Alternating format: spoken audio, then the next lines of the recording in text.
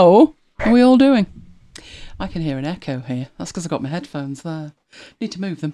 Anyway, there's lots of chat. Who was first? Carol was first. Yay, rain. Yes, I know the feeling with the rain. It's not good. It's not good, as you will hear in the week at MacBites headquarters. But hello to Carol. Hello to Debbie. You're live. Yay. Hello, Ceci. Hello, Kim. Sunny Seattle. That's a long time ago, isn't it, since we've seen the sun? Possibly once last year. Oh, it was quite warm in the summer, wasn't it? Anyway, who else have we got? We have got Renee. We've got Deb. Hello, CQCQ.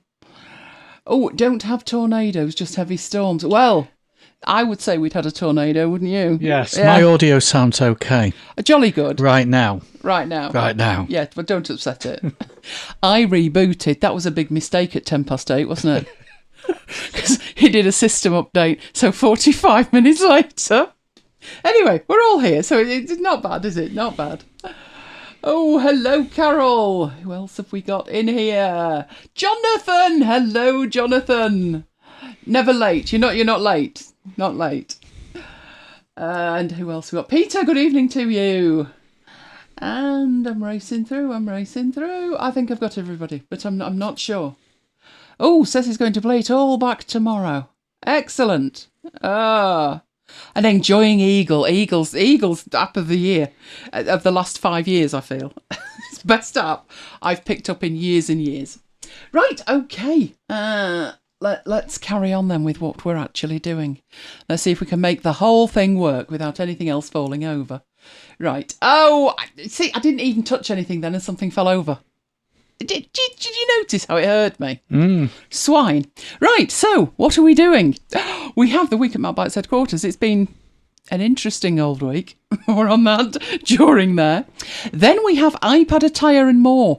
This was in relation to questions asked last week about what clothes our iPads wear. So I've dug it all out to share with you. Then Microsoft Edge. I know you're surprised. It's got features, wait for it, that even Vivaldi does not have. So I thought I would share them with you. Mike's 3D mapping, aren't you? I am. Did you find data in the end? I did. Oh, excellent. I made it up. Oh, right. Didn't you have one once that was the States in the US? I've got another one that's the States in the US. I'm not sure I could name more than 10 to 12, but there you go. It's handy, isn't it, when there's a North Carolina and a South Carolina. The North and the South ones are easy. And Texas, of course. Right, and then we've got fun and games with Affinity Publisher. And I do mean fun and games. We have games in Affinity Publisher. Right, we're broadcasting in 1080p. This week, it 360'd me, which I thought was very rude of it. But never mind, I got it back in the end. So make sure, cog, lower right-hand corner, that you're watching in 1080p.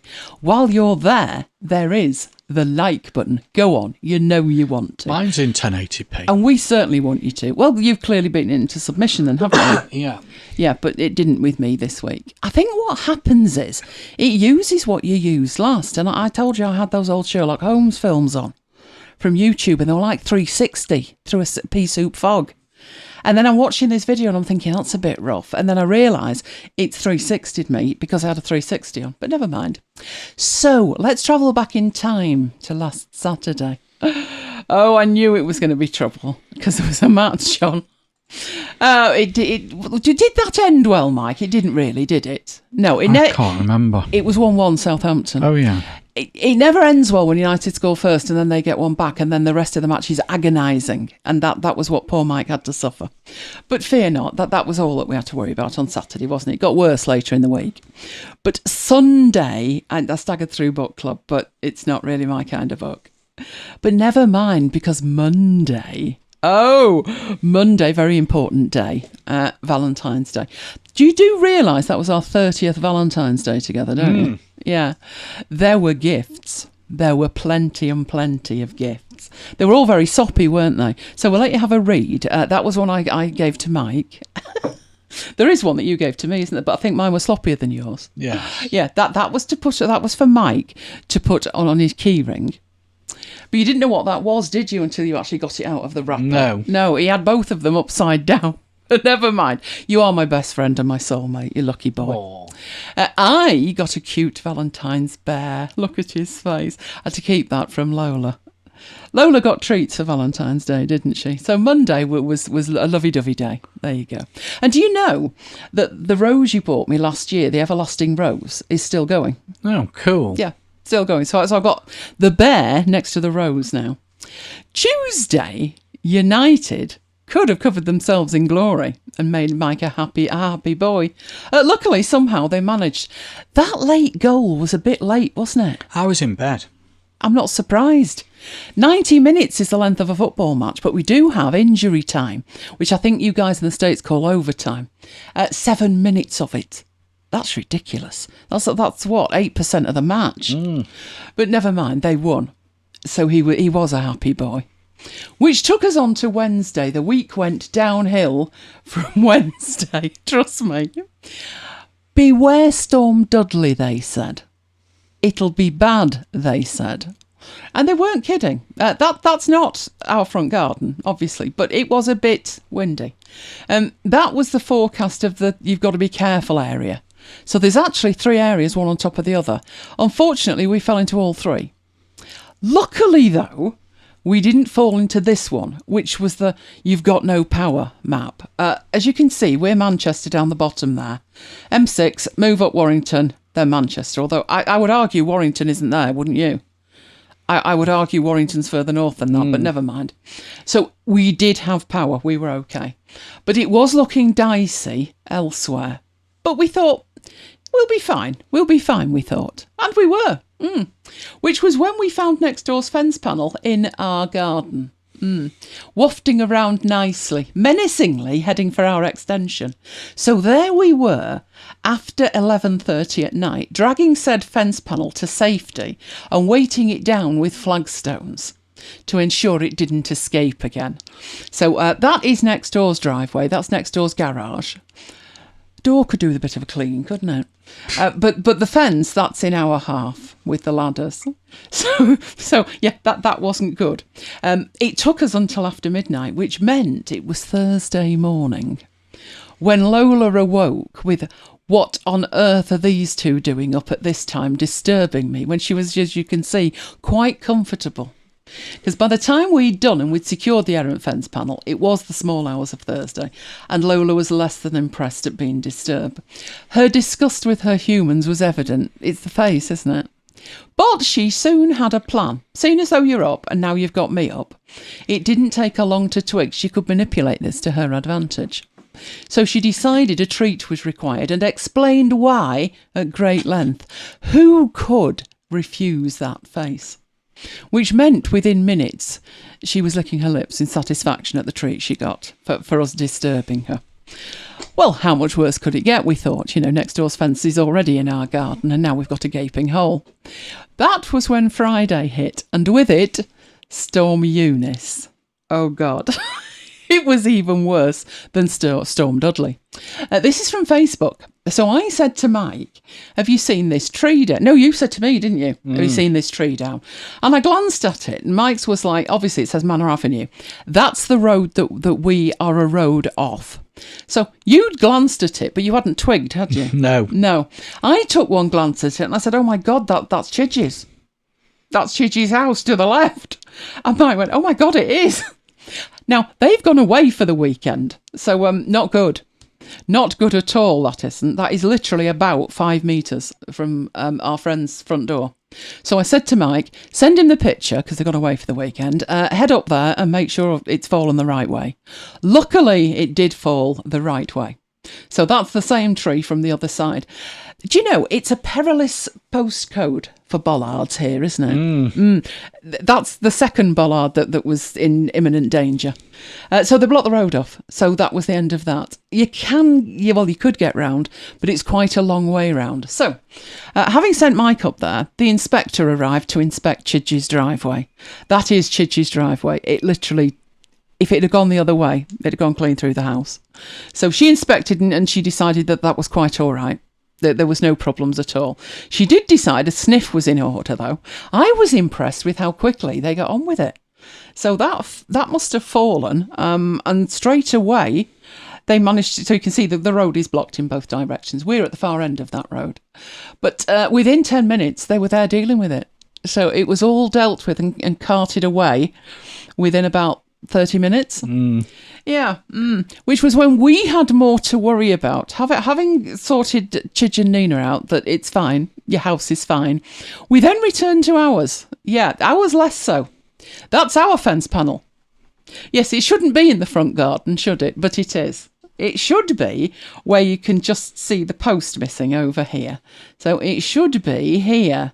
But it decided to head off on a walk, and it's now in the front garden, weighted down with 2 bags of stones. So we've got another 4 fence panels at the front and 2 gates to worry about, and what's left in the back garden, which is not much. So we wrapped up the day with another roving fence panel and a large pole there that looks like a pole vault. So I said to Mike, that's going to have to come in before somebody's... The problem is, security-wise, we've now got a gaping hole where there used to be a fence. And people are stupid in the UK. If they see something like that, they think it's a good idea to pick it up and joust with it. And it's not. So that had to be hidden. So the fence panel's now under a hedge, and that thing came in, did it? I said put it under the shed. Always presupposing that the shed manages the night. But who knows? So that was fun, wasn't it? I do hope the rest of you are safe. Our MacBites headquarters is disintegrating around us, isn't it, really? It's all right. It'll be fine. Right, iPads. Let's get on to iPads. So last week we talked about iPads, and questions were asked as to what clothes our iPads wear. Well, my latest iPad is an M1 iPad from June last year, and I bought 2 cases for it. This is the first one. But I've got to caveat this with, they don't make this in the colour that I have it anymore. So I definitely, with a space grey iPad, would not go for this. I think it's frosted white, it's called. I did that once and it looked hideous. So I always go for the grey one. So I have this exact cover on the iPad, but in grey. And it is very nice. It's not one of these that attracts fingerprints like crazy. So I wouldn't say, I mean, it says smudge free. I wouldn't go that far, but it's nice.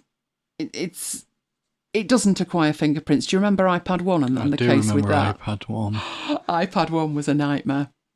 This one, not that bad. And the cutouts are really good as well. There is a built-in pencil holder, so I wasn't particularly concerned about that. But I will admit, now I've got one with a pencil holder, I don't lose the pencil, which on my 11-inch, which has a different cover, I do. So if you're interested in the pencil, I mean, obviously it wouldn't make much sense without the pencil, but if you've got a pencil, it does work nicely. And what it doesn't tell you there, the pencil part is this part here, obviously. And down at the bottom, there is a circle. Your pencil will actually stand up in that top end first. Don't know if it's intended for that, probably, but it's quite handy. It is fairly tough. It's thicker than you would imagine, and I wouldn't have any problems putting that in another case without something else on it. As it says, it's a perfect fit. It's got cutouts for everything, which is quite an achievement, to be honest, given there's so many speakers and stuff. And I think that was $12.99, something like that. You've got the links in there, haven't you? I have got the links. Just pop the links in. So that was the first one I bought, and it arrived first. But I also bought my 12.9-inch iPad, one of these, which is not the official Apple one, obviously. It's like 90 quid, you must be joking. This one was about £18, I think, and it's as near as you would get to the Apple one. So I bought this case for the 12.9-inch. I bought it on the basis it's the case I have on my 11-inch. So that is my... Carol says she's got 350 pencils. Wow. You're going to need more than the holder for one then, aren't you? So this is the one I've got on my 11-inch, and my 11-inch has had this on since the day it arrived. So I decided the main difference for me is this is when I want a cover on it. So if I am carrying it somewhere, so I'm putting it in a bag or something, then I'm going to want to put this case on and not the other one because it's got no cover on the glass, whereas this does. It's exactly the same as the Apple one, if not better made. So it attaches to the back with magnets, just like the Apple one. The front cover turns it on and off, and you can put the pencil next to it with its magnet. But I've never found the pencil sticks to it too well, to be honest. So I certainly, if I put that in a bag, I can guarantee 9 times out of 10, I come to it and the pencil's fallen off. But that's not a fault of the case. That's just the way the iPad works. I don't find the pencil sticks overly well. You can have the cover folded over so it can lie flat and you can type on it, or you can have it upright for viewing films or whatever. So that one's really flexible, and that is the one that is permanently on my 11-inch. What I will say with the 11-inch is the case is folded back over, so it's actually in a stand as well, so it does fold all the way back. I very seldom cover the iPad with the front, but this is more likely to do with the fact that I don't really leave the house anymore. What are we today? 714 days and counting. So I don't really have much need to cover the front, but if I did, then this is the one that I would use. It's really thin and light. It's obviously a lot thinner and a lot lighter than the one with the keyboard. I am not interested in having a keyboard on the iPad full stop. So I've never been tempted by either the official one or one of the alternatives, or just a cheap alternative. Never been tempted in the slightest. If I do want to use a keyboard with it, then I actually use a Logitech keyboard with a stand at the back that the iPad stands up in. So that's what I would use for that. In the heady days when I did leave the house and I needed to take extra stuff with me, then I had one of these, which is a Tomtoc. These are amazing. Love them. So it's like a briefcase. It's really sturdy, really well made, waterproof, you name it, and slots for loads of bits and pieces in it. So the iPad goes in the back on the right, and then all that stuff goes in the left-hand side, and in the middle of it, that flops over. So the glass side is protected, but you can put a heck of a lot of stuff in it. Not just a couple of pencils. I mean, literally, there is a mesh part where you can put cables and stuff, and you would get a lot in there. It's quite a hard case as well, but it just works really well. So I have one of those as well, which I've got all my bits and pieces in, but the farthest I've got with that in the last 2 years is the bedroom and back. So when I take it into the bedroom, I may head to bed about 6:30 in the morning, and I'm not tired, so I'll read a bit in bed, and I will then put it away in that, and that'll stand next to the bed. But it is really well made. I mean, I've not tried dropping it myself. That way madness would lie. Utterly ridiculous. But it's handy for all the bits and pieces. And again, I've never tried it with the weather either. I guess that might be useful if I spilt water on it. I'm thinking rain, but, same principle. Very, very well made. Not cheap, but I think at the moment there's something like 40% off. So if you wanted something like that because you were carrying it around, that would pretty much fit everything. I have used that with both the gel back case and the other one. And it comes in 2 sizes. So one is for the 11-inch, and it can also take other stuff like the 10.5 and the 7.5. But if you do have a Magic Keyboard or a smart keyboard folio thing, it would work just as well with your iPad in another case and then put in that case. So those are the cases, the 3 different types of cases that our iPads wear. Have you ever had one with a keyboard? I think I have. I did ages ago. So, like something like iPad 2. Yeah. But I didn't really use the keyboard enough for it to warrant carrying it around with me, so I didn't. You bought me a keyboard and I was nonplussed. Yeah. No, I think if I was leaving the house, then I definitely think the last one. But it's in addition to one of the others. And I do find, when I reach over and I pick up an iPad, and I've got quite a few, the case determines what I'm doing with it. So I have one iPad that is a 9.7, old as the hills, about 2014. And I use it for Now TV. There's a long saga with why, but the short version is, if you install Now TV today, you get adverts. But if you've had it installed for ages, you don't get the adverts. So I need to use the old iPad because there's no adverts. I know it's ridiculous. They're A/B testing, and I could tell them exactly where to stick that. But because of what I use it for, I have it in a certain case that supports what I'm using it for. So if I'm doing a lot of drawing with it, then I wouldn't have it in a case that was made to have a keyboard on it. So different clothes for different occasions, just like us humans. Right, okay. Moving on to Microsoft Edge. I know you're surprised. Microsoft Edge replaced, was it Internet Explorer or was there another one? I've got a story about Internet Explorer. Oh, go on. What's it done to you? Somebody at work sent me this conundrum. She's got some VBA, and what she wants to do is loop through a bunch of Excel files that are in a SharePoint site and pull some data from them. And it wasn't working. It wasn't recognising the HTTP URL of the SharePoint site. So I did a bit of Googling for her. And if you go into Internet Explorer, yes, we still have Internet Explorer. Why does that not surprise me? If you go into Internet Explorer, if you go into a SharePoint site and you go to a library where the files are stored using Internet Explorer, you've got a button on the ribbon that says Show in Explorer, and it gives you the path to the remote files, but it gives you a path without the %20s. So it actually puts spaces in. So it's a real path, although it's an HTTP path. And that then works in VBA. But that feature, that button showing Explorer, is greyed out in Chrome. Well, it would be, wouldn't it? Yeah. Well, Internet Explorer, long time ago, the net was owned by Netscape Navigator, wasn't it? Even we use that.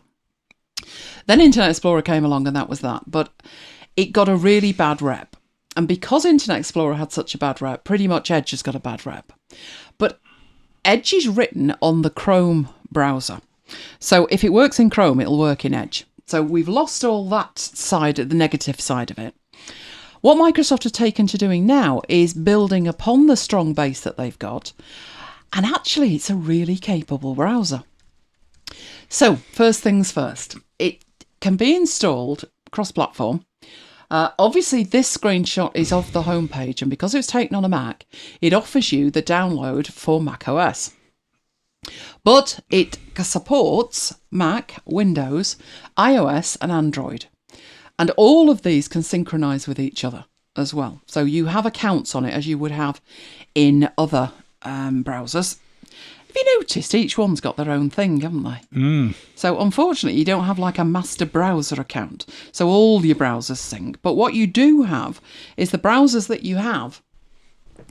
Within each browser, they will sync. So Vivaldi, for me, syncs across machines in terms of not just bookmarks, but also all my settings.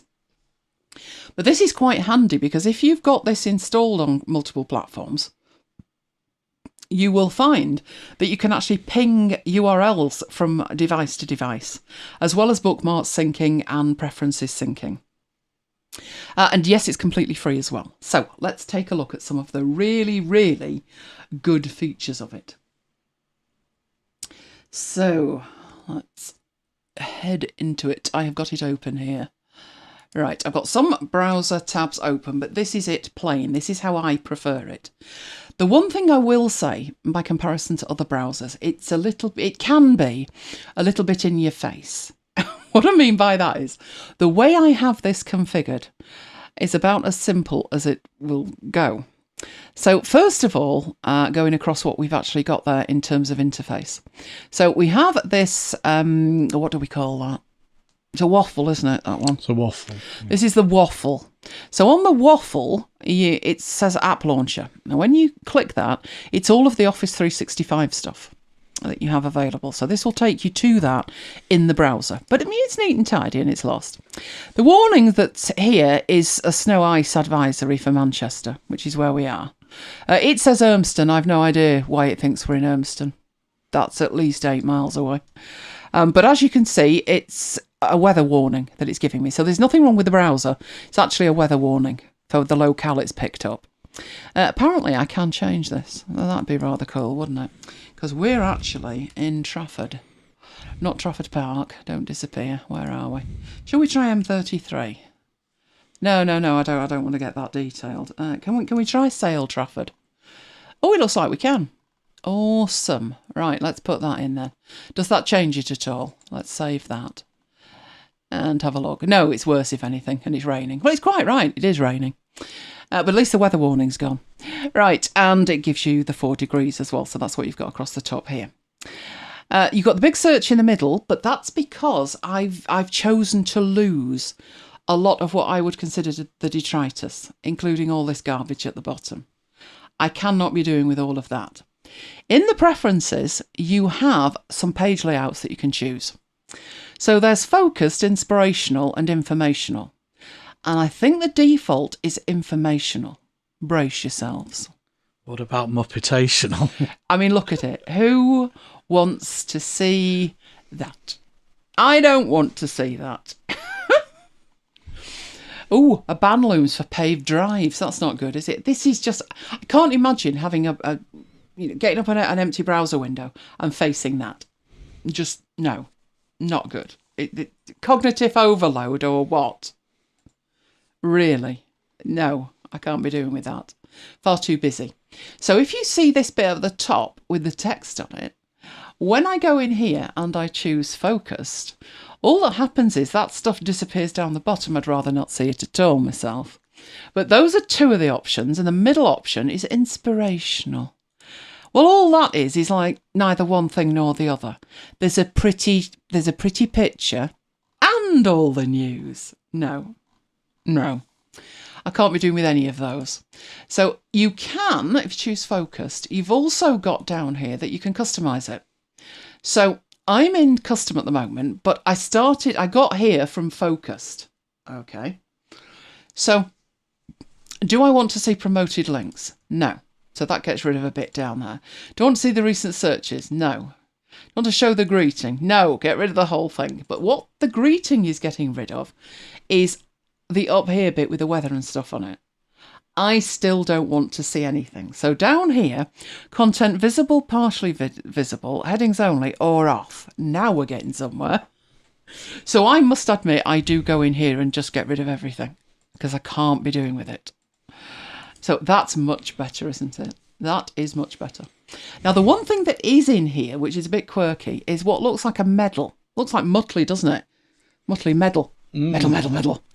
But what this is showing you is a real quirky thing for Microsoft, which is its points. You can join the points reward scheme, and every time you run a search with Bing, you get points. And every time you go to a Microsoft site, you get points. And you can actually, if you join the scheme, swap the points for money off vouchers, or you can put it towards a game PlayStation-y thing or whatever. Yeah, I haven't done that. But it does tell you in certain locations how many points you've acquired. So I remember somewhere it told me I had 115 points. But I've got rid of that. But again, that is something that's there, but I can live with it. I couldn't live with all the other stuff. Just unbelievable how busy it can be. Right, but we've got rid of it at that point. So point 1, you can install it cross-platform. Point 2, you have the ability to pin tabs.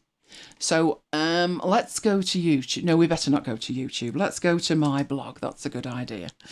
Right, if you wanted to pin the tab, you've got pin tabs just like in a lot of other browsers. And it pins it down to just the icon. And then you hover and it gives you that information. You also have here, though, next to that, if we were to click that, you can turn on vertical tabs. So this is more like Vivaldi. Having said that, oh, what were they thinking? If I've turned on vertical tabs, I've got space here for you to show me what that is. But because it's pinned, I don't see that, which is a bit annoying. If I unpin that, then I do see it. One argument I have with this is it's pretty chunky. It's taking up quite a bit of space with each thing here. But, you know, it's there. You can go horizontal if you want to. I don't in here, I must admit. I've turned vertical tabs off. My rationale for doing that is this. This browser, for me, only ever shows that much. I have it as narrow as I can get, which is actually phone size. I know it doesn't look phone size on here, but this is because I've got the screen so small. But normally, it's phone size. And my reason for doing that is what I have open in it. And what I have open in it is a thing called Focus at Will, which is this, which plays pretty music. So it's a kind of flow, get yourself into flow thing. So I have that playing and I will scrunch that up. So I only have this on my other monitor and that's all I need to see with it. I don't have anything else open. At the moment, because I'm about to demo this lot, I've got lots open, but that's how I normally have it. So that's why I have it across the top. Right, you can, while you're in here, so if I open up some extra tabs, so let's open up a few extra tabs. So I've got all of these here. Right, you can select more than one tab. So the colour changes fractionally. I've got this with the dark theme at the moment, but if I click one tab and then I go across to the other one and hold the shift key down, I've selected all 4 of them. Which means in here, I've got lots of options for these. I could pin them like we saw with just the one. You could turn on vertical tabs. You can add all of these to a favourite. You can also add tabs to a tab group. So if we do that, we've got this group. So let's say that's blog. You can choose a colour for it. So probably makes sense to choose red for me. And we're done. So add tabs. Do we need to do that? Yep, add it to blog. So in here now, all of these have got a red stripe across the top, and they're actually inside the blog collection. So this works pretty similar to the feature that's in Chrome. It's nowhere near the same as the one in Vivaldi, and I must admit I prefer the Vivaldi way of working. But you do have collections, and these are now all within the collection. Let's just see that vertical. So you see it in this case, you can see you've got the line and you've got a little bit so you can see what it actually is. Depends if you like that or not. You can make that a little bit smaller, but then you've got the problem that I explained in relation to Notion, that the icon is all the same and it's then difficult to work out which is which. But this, as you hover over it, does expand. If you want to leave it open, then you need to hit the pin. And you can then go and get another tab and you can search for it or whatever. But that's how that works. Yes or no to that? Let me know in the chat. Kim likes the vertical tabs. Right, so also in here, let's go back to one of these. Let's find something. These are all hang on, have we got one? No, they're all pretty similar, I think. But what we have in here, let's get these back to being at the top. Okay, right, there is a feature in here, and they actually call it web capture, which I think is a bit of a misnomer. It's actually screen capture. So you'll notice that there's a visual search button there first, which looks like it's going to take a screenshot, but it's not. That's a visual search. But what I can do is start a web capture. So there's a few ways to do that, but we do have web capture on the right click, which is probably the fastest way to get to it.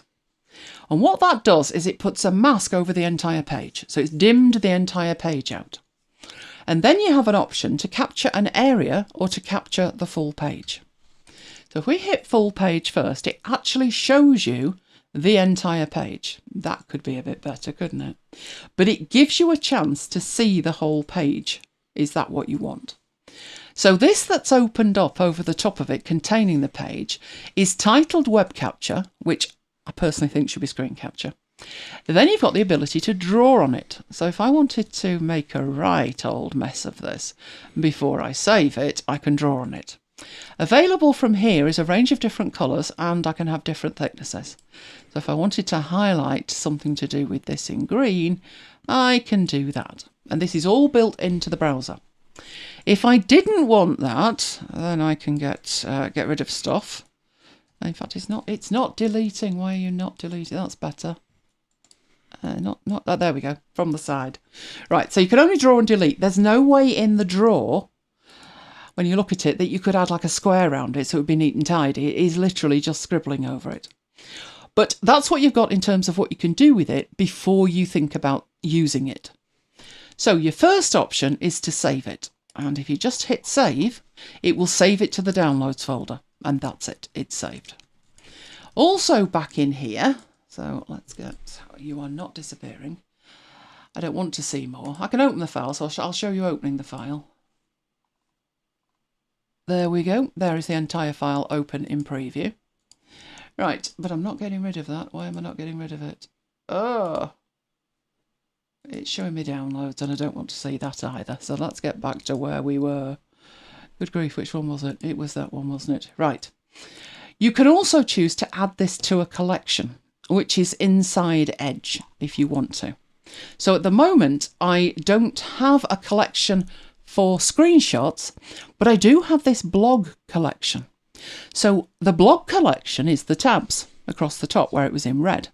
So I could add this image to that collection if I wanted to. I also have available more options, and one of the options is to copy it. So if you were doing this to put it in a PowerPoint presentation, you could just copy it and then paste it into the presentation. And the other option you've then got is to actually close that over the top, and any changes may not be saved, that's okay. And we're back to where we were. I'm going to do that again. So into web capture. This time I'm going to capture just an area because that's slightly different. So we went to full capture before, now we're doing an area. So capturing an area, you get to draw around it. Now, obviously it scrolled then and that went a bit too far. But because this isn't set in stone yet, I can still scroll. And I can also use these handles to scale that down. So if I want to try and crop a little bit closer to it, leave a nice white frame. It isn't one of these things where you just have one chance to make the selection. You can go in and you can amend the selection, which is very useful.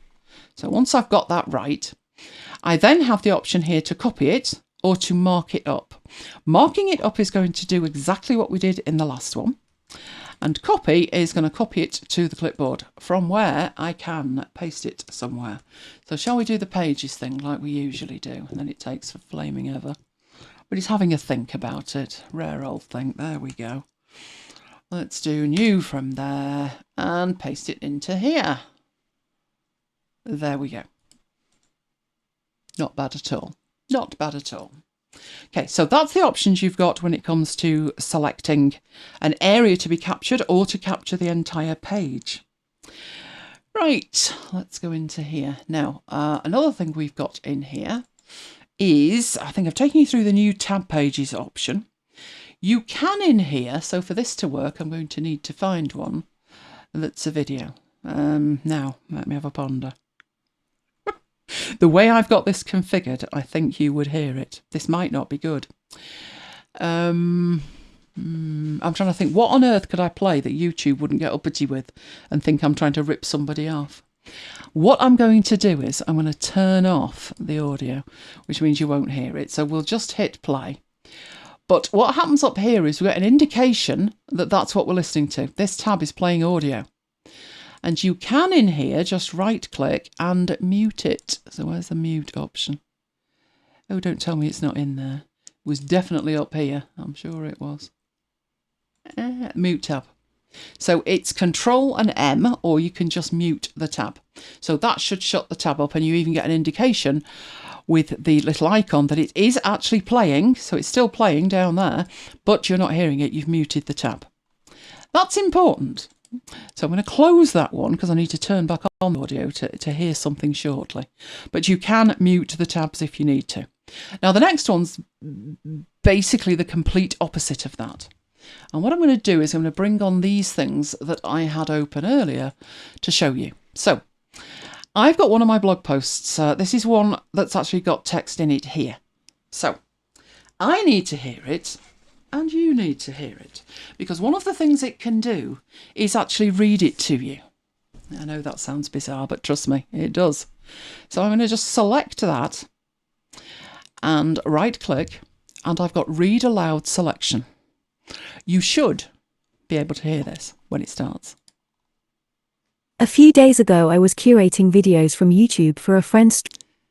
That's unfortunate. Why? I can hear that twice. Can you tell me if you can hear that twice? I'm wondering why I can hear it twice. Mike's having a listen. 20 seconds behind. Or he's dropped off his twig. One or the other. I heard it once. You heard it once, I right. heard it once. Well, I'm hearing it twice. So what I'm going to do is select a little bit of the audio, and then I'll shut up and assume that you're only hearing it once. So right click on what you've selected, and where's it gone? Oh, it's got closure. No, right, it's up here. So we have this, because I've already enabled it, it's showing it across the top. and I can just play and it will then carry on from the word struggling. Or I can right click on it and we can do a whole thing if I close it. So if I close it and then we grab it and right click and read aloud. A few days ago I was curating videos from YouTube for a friend struggling with a thorny problem in Windows. Admittedly, Windows troubleshooting is not high on my list of priorities anymore, hence me trawling YouTube. I found several videos that could prove useful for the issue my friend was seeing. One video in particular was bang on point in terms of content and advice. The only issue with it was that it had very low audio. Which is great. I mean, I do have stuff read to me. I will open up Ulysses. When I've written whatever it is I've written, I will have Siri read it back to me. And obviously I'm very used to listening to Siri. But she's pretty good, isn't she? Whoever she is, that's not Siri. And it is very natural. It's very natural reading it back. So if you did want an article reading to you, what I've taken to doing is opening it in Edge and letting Lady Edge read it to me. Because I just think it's incredibly natural. It's also actually handy if it's your stuff that you've written. So obviously that's my blog post. When she doesn't need to stop for breath, so she just carries on. But when you listen back to it, you think, I need a comma in there somewhere, because you realise that the sentences are actually too long for somebody to comfortably read. So from a perspective of listening to it or even checking your writing, I think that is wonderful. The quality is amazing. Right, other thing you can do in here, it has an icon at the top as well. This one is Immersive Reader. So we're going to look at Immersive Reader. And it's basically just a read view. But it's got so many configuration options. So it's not bad to start with. It gives you the actual story. It shows you the images. It doesn't show you anything around the side of it. You get access to the read aloud. So once you've got that up there, if you just hit that, she will start reading that, all of it. You don't have to make a selection, she'll read all of it. But in addition to that, you've got text preferences as well. So you can make the text smaller or larger. You can increase the spacing. You can even change the font. Now, I must admit, I much prefer a sans serif font, so I would change that to Calibri. Then you've got the column size, so you can have it wider or wider still, but the fastest reading tends to be have it quite narrow. And then you've got page themes as well, and you've got access to extra themes. This one's quite comfortable to read. It's not white, it's kind of an off-white oatmeal-y type colour, but it's quite nice. But if you prefer it dark, you can do that. So that's what it looks like there. Black is a little too black. White's probably, well, that's more grey, to be honest. That's the white option at that end. I think that one is quite nice, so I tend to stick to that one. But all of the options are available from within there. This isn't something you have to go away and configure elsewhere. That's what makes this nice. Then you've got grammar tools if you want that lot highlighted, which I don't particularly, so I leave those alone. But there are reading preferences as well, so you can highlight the lines as you go. Dictionaries, all kinds of stuff. I just think the options you've got are pretty amazing. With most browsers, the read later option or the read view tends to be an afterthought. And I think in here they've actually thought this through. This is actually really nice.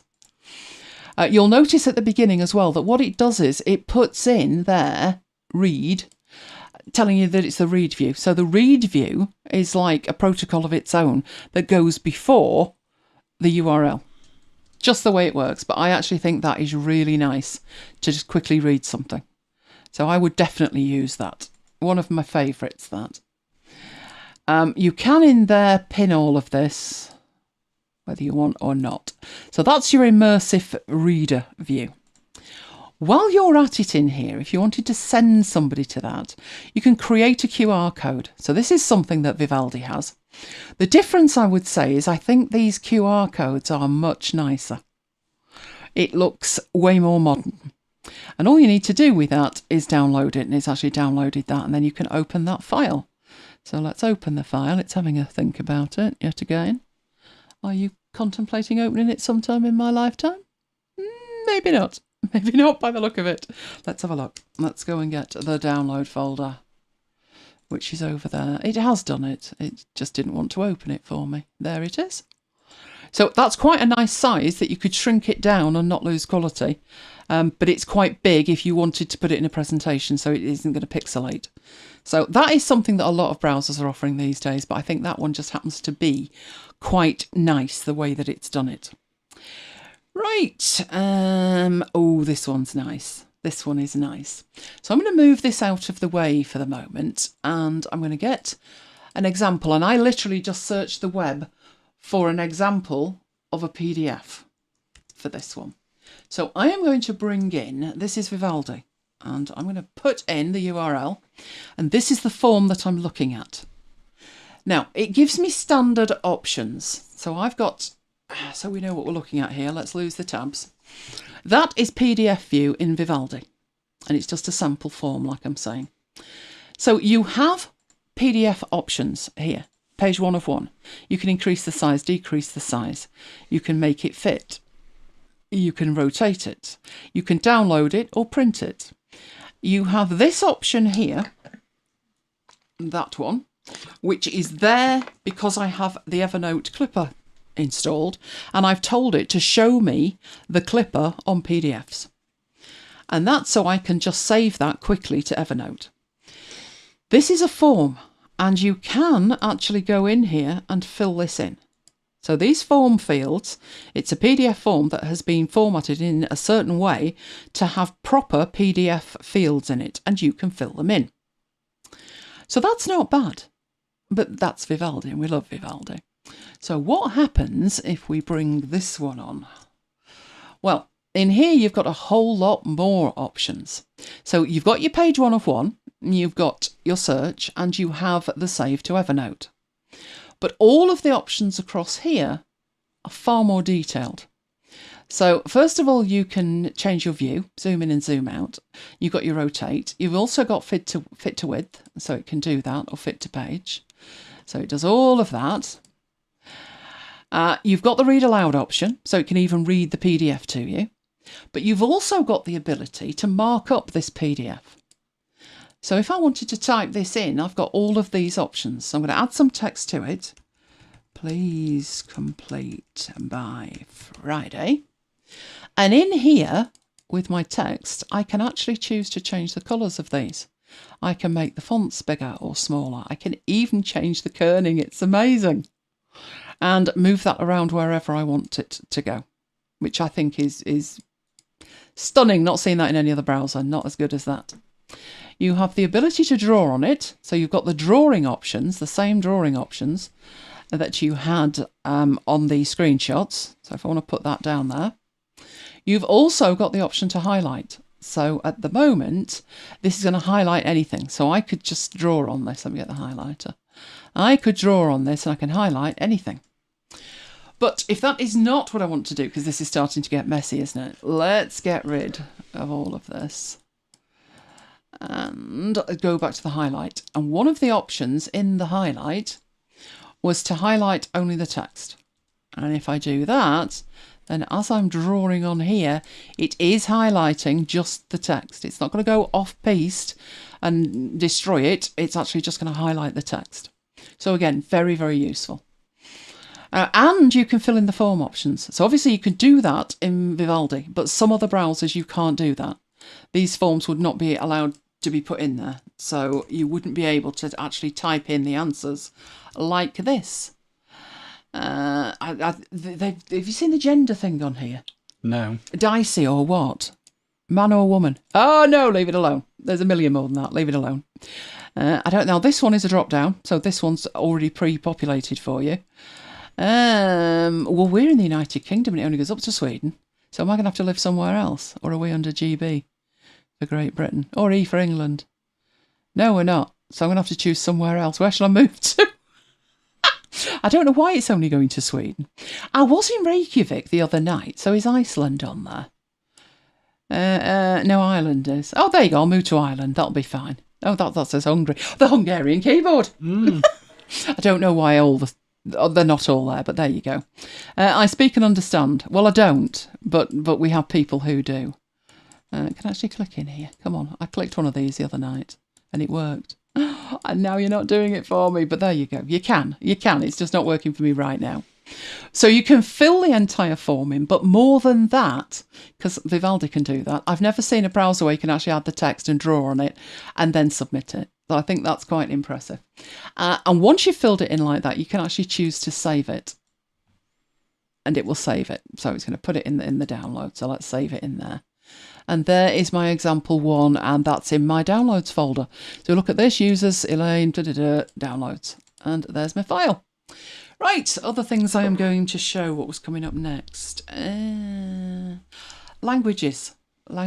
So how this started, I was looking for news in French or Dutch, and all I could find, it was they were French sites and Dutch sites, but they just came through in English. Luckily, down here, I got this. And I thought, yeah, I can probably understand about 3 words of that. Avec is with, that's about it. So I clicked on this, which took me through into Twitter, and everything that's in here is in a different language. So I highlighted that, and I right-click on there, and I have Translate Selection to English, and it does it in place. Actually in place. You can grab more. So in this case, there's 2 tweets there, and you can do exactly the same from that, and it will translate it. How good the translation is, I'm going to leave to somebody who speaks far more languages than I do. If we could translate it into VBA, I'd be fine, wouldn't I? But it seems to do a good job. Let's put it like that. It does a good job. Now I've got stuff that's over the chat. I can't see the chat either, but there you go. Right, so that's what those 2 were. I then had your extensions. Yeah, there is an extension store. So if we go in here and we go to Edge Extensions, there is an entire store to it. So it's the Edge add-ons. Surprisingly, well, it surprised me. Ones that I would expect there to be a dedicated extension for Edge would be something like Evernote, and there is. The one that surprised me was Eagle. There's a dedicated Eagle extension, which is up here. So I have 2 ranges of extensions installed in Edge. I have extensions that are actually dedicated native Edge extensions. But if there isn't a dedicated Edge extension, so this says Eagle for Edge, like this copy tab info, this is a Chrome extension. So when I look at all my extensions, this one is an Edge one, Things is a Chrome one, DevonThink's a Chrome one, Cloud App's a Chrome one, Copy Tab's a Chrome one, this one's Edge, Evernote's Edge, Instapaper I think is Edge, and then the others are all for Chrome. So there's 2, you can source your extensions from 2 different places, either the Chrome store or the Edge store. What I did was I went through them all first and got the native ones that were available. And if there wasn't a native one available, then I went back to the Chrome store and finished it off with the Chrome extensions. And they all work exactly the same way. Right, let's have a look at my blog again. Let's go to the home page of my blog. Right, you've got 2 options that are really cool, and this is my primary use of Edge. So the next 2 things is my primary use of it. Right, there is a feature. So if we right click on here, you can see there's a lot of features in here. You can add the page to a collection, so we've got the blog collection, so we could do that, or we could start a new one as well. But there's a lot of options beyond that, and there's 2 that I use in particular. So if I'm going to be going to my blog a lot, or a service that I go to a lot, maybe like Notion, then if you click on the 3 dots and you go down to More Tools, you have the option, and it's really weirdly named to me, Pin to Finder. It's Pin to Finder if you're on the Mac, but if you're on Windows, it's not. It's Pin to Taskbar, which makes more sense. Isn't the taskbar the thing across the bottom with the start button on it? It would make sense. In essence, you're taking a bookmark and making it available to you quickly by having it on the taskbar. But if you're pinning to the Finder, where's it going to go? Where am I going to see it? So I had a dabble with it, pinned it to the Finder. Right, first of all, it wants this, and it's saying pin to dock. So while it said Finder, I don't think that's exactly what it means. So if I put in here my blog, not bloff, What can I say? Right, it actually opens up this first of all.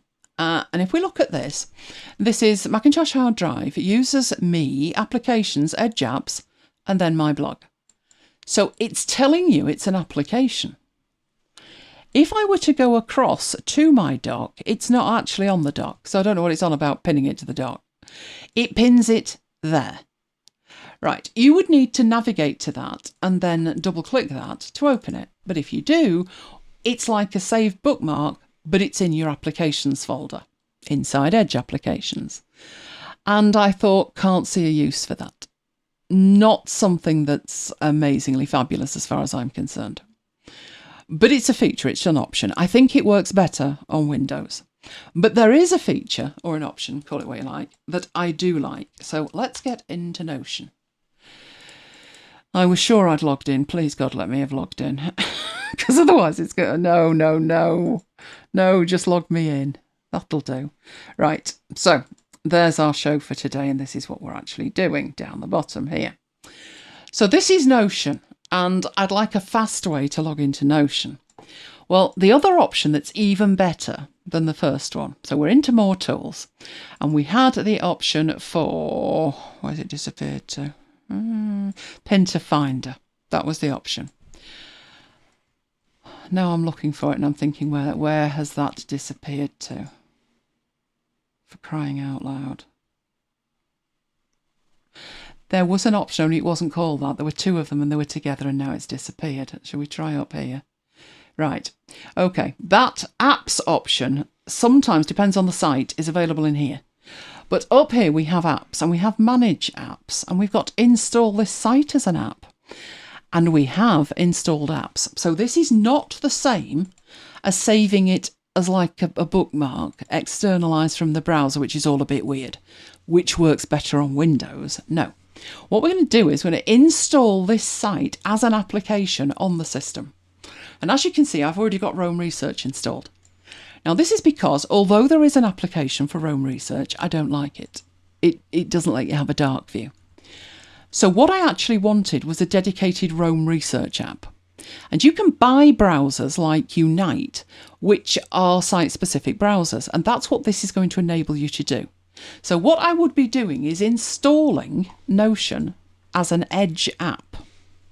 So I'm going to install it. I don't really want it to be called that. I want this to be, generally Notion. So we'll install it. And this time, instead of it opening it in a tab, it's opened it in a minimal window. So let's lose that behind it and lose all of this so we can concentrate on what we're actually looking at. There. There's no navigation, there's navigation at the top, but it's very minimal. But it's got everything you need to navigate within Notion. So if I wanted to treat this as Notion, I could do that. So if I close this down, that's Notion gone. And if I type in here Notion, you'll see I've got the Notion application, which is in Applications, and I've got this one that's in Applications Edge Apps called Notion. So if I open that up, it opens it up in this minimal window with the URL at the top to tell me what it actually is, with the nice black top on it, and then I can use this just as I would use anything else, like an app. It even says Notion on it, and that's how I use Roam. So rather than use a dedicated version of Roam, I use it in here. And I love it. I love it like that. That to me is the best feature of it. So if I close Notion down and I type Roam, all of it, you can see that the top one is Edge Apps Roam Research, and this is the real Roam Research app, but I always use that one. So as far as I'm concerned, I have Edge installed. On occasion, I will open it if I want to do something with PDF, but my primary use of it is to use Roam with it. So I love the fact that you can have your actual, any site you like, you can have it in a dedicated window. It's not got any of the URLs in the way. It's not got the extensions that you don't need. Nothing like that. It's just got what you need. You'll see here, this says 145 now. It said 115 earlier today. But this is these rewards I was talking about. It lets you know what point value you've got. So if I went in here and I looked for me, I've now got another 5 points. So that's how you rack points up. So every time you do a search, you get more points, and points make prizes. So you might want to do your searches in here. And you do have to use Bing, though, for your search, which isn't too bad. I mean, that's not bad. It's read my sitemap, and it's got other content on here as well that it thinks is relevant. And pretty much these are me, so that's jolly good. So yeah, I'm quite happy with that. I could live with Bing if I needed to. But you do get these points. Obviously, it's a bit like a supermarket thing, isn't it?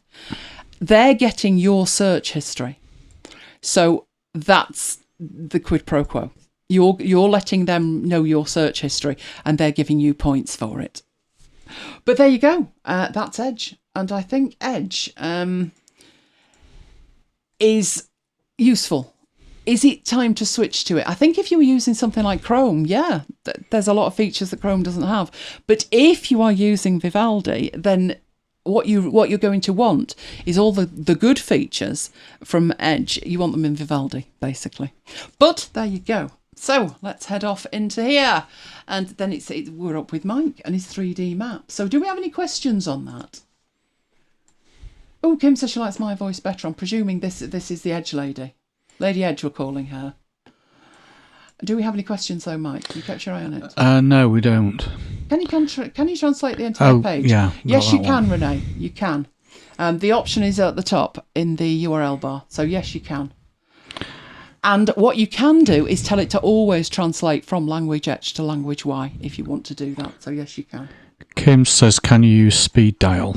It doesn't have its own speed dial, only one, not one that you can configure, but you could use speed dial. So speed dial 2, you could use that. I just found it quite intrusive in terms of how it made suggestions. So no, it's not as good as the Vivaldi one. But what the features that they've concentrated on, it's interesting how different they are from Vivaldi. And the features that Vivaldi are concentrating on. Now I want the best of both worlds. But now I've seen it in other applications. So if I look at it in Edge and I think that would be a nice feature to have, then I just tell the Vivaldi guys, this is the feature we need. And then when you can point them to it, hopefully they'll take it up and then they'll run with it. Right, okay, are you ready? No, because I've not pressed record. Right, I've now pressed record. Right, I'll get you keyed up and then we'll transfer to you. Okay. And there we go, off you toddle. Okay, 3D maps. This is something I did cover a long time ago, so I'm going to cover it again with some different examples. So the first example is how many Apple stores there are in each state. Now, this is made up data. I did actually find a website where you can download a CSV file that gives you how many Apple stores there are in the UK, broken down by country, and county or city. No doubt there is a similar one for the US, but they wanted $40 for it. So I declined. I said you should have rung Timmy, he'd tell you where they are. Yes, so I decided that I would just make up some data, but it's just a demo, doesn't have to be real data. Okay, so I want to display this data in a graphical format. Of course, I could do it as a bar chart, I could do it as a pie chart, I could do it as a line chart, but I'm going to create a visual graph, a visual map to show you instead of a graph. So to do that, I just click anywhere at all in this data and I go to Insert, and over towards the right hand side of the ribbon there is a 3D map. So I choose 3D map and click Open 3D Maps. What that will do is it will open the 3D mapping tool that is part of Excel. So what it's done is it's found two sets of data within this Excel file. There should actually be more, but I'll sort that out shortly. I thought there was more than two, but anyway, the ones I want to deal with right now is the state name and the stores. So I'm going to deal with this set of data. I'll just close this one up here. So right now it doesn't know what data to use, so it's given me state name and it's given me stores. And those are the headings from the spreadsheet. The spreadsheet is still there, by the way. If you just hover over the Excel icon at the bottom, you can just switch to it. And this little text box here just tells me that this workbook has 3D map tours available. I tend to just either move that out of the way or delete it totally. It's just like an information message, because when somebody comes into this file, they're not going to necessarily know that there are 3D maps available. But I'll come back to that, how you actually add those to your spreadsheet shortly. But that's the data. Okay, so what I will do is I will drag state name from this list of fields here, and I'm going to drop it onto the location box in this panel on the right. So state name, drag and drop, and it automatically detects that the values in that column are states, which they are. Question. Is this a 365 feature? It is, Renee. I'm not sure if it's only 365. It has been around in Excel for ages. It's probably in the standalone version of Excel 2016. In fact, is it even in the Mac version? I honestly don't know. So let's just open up the Mac version and see. I have a feeling it's Windows only, but I could be wrong. Insert. There is a maps feature, which is something I'm going to show you tonight, but the 3D map, I think, is only available in the Windows version, unfortunately. I don't think it's available on the website, if that's what you mean by a 365 feature, because a lot of people talk about the browser-based version of Excel, which is getting better, by the way. Talk about that as 365. Okay, so it's detected. Pete says, will it work on a Mac? I've just said that, Pete. But yeah, they're 30 seconds behind. Yeah, it's Windows only, unfortunately. Actually, I'm just wondering if it is available on the browser version, but I will test that later. Come back to that. Okay, so what it's done is it's automatically detected those state names are states, and it's filled state in over there.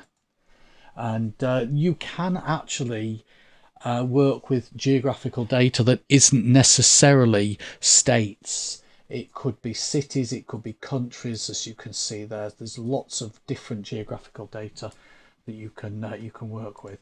But as I hover over each one of these little dots, it indicates which state it is. Now, you might actually just want to leave it like that. You might not be interested in doing anything more with the data than that, and just saying these are the states where we have Apple stores, which is pretty much every state by the look of it, isn't it? But I can do a few things even if I did just want to leave it like that. I can go to layer options. I can change the colour of those little markers, so I could make those red, for example. I could also make those markers bigger, and you'll find they're not actually tiny little dots, they're squares. They just look like dots when they're tiny. Okay, so this is just showing me where the Apple stores are in the US. That one there, that's Alaska. I can just with my mouse I can move the map around, because I'm wondering what that is. Is that Hawaii? Where? It is indeed Hawaii. Yes. If it's on the left, it is. It is Hawaii in the middle of an ocean. Yeah. So yeah, imagine having to go over there to buy your iMac, or book a Genius appointment. If it's for your iMac, forget it. They might actually have more of a clue than Team Trafford, though. Couldn't have much less. Yeah. Okay, so there are things that you might just want to do without putting any numbers in. So we could, as I say, we could just leave it like that. But one of the main things that people do with this mapping tool is they actually include numerical data. Okay, so I'm going to take the data from column B, and I'm going to include it on the map by dragging the stores heading. Before I do, I need to make sure I can see the height box. So I'll drag the stores heading, drop it into the height box. And what it does is it actually changes all those settings back that I've just changed. So it sets the colour back. I can change that again if I want to. But the height of each one of those columns is determined by the number. So I'll close down this field list box, and I'll also close down this panel that's appeared, which is like a legend. And then I'll click remove, right click remove. Pete wants to know what the deal is with Trafford. Quick summary. I'll let you fill him in. Couldn't find their own derriere with a map and a banjo.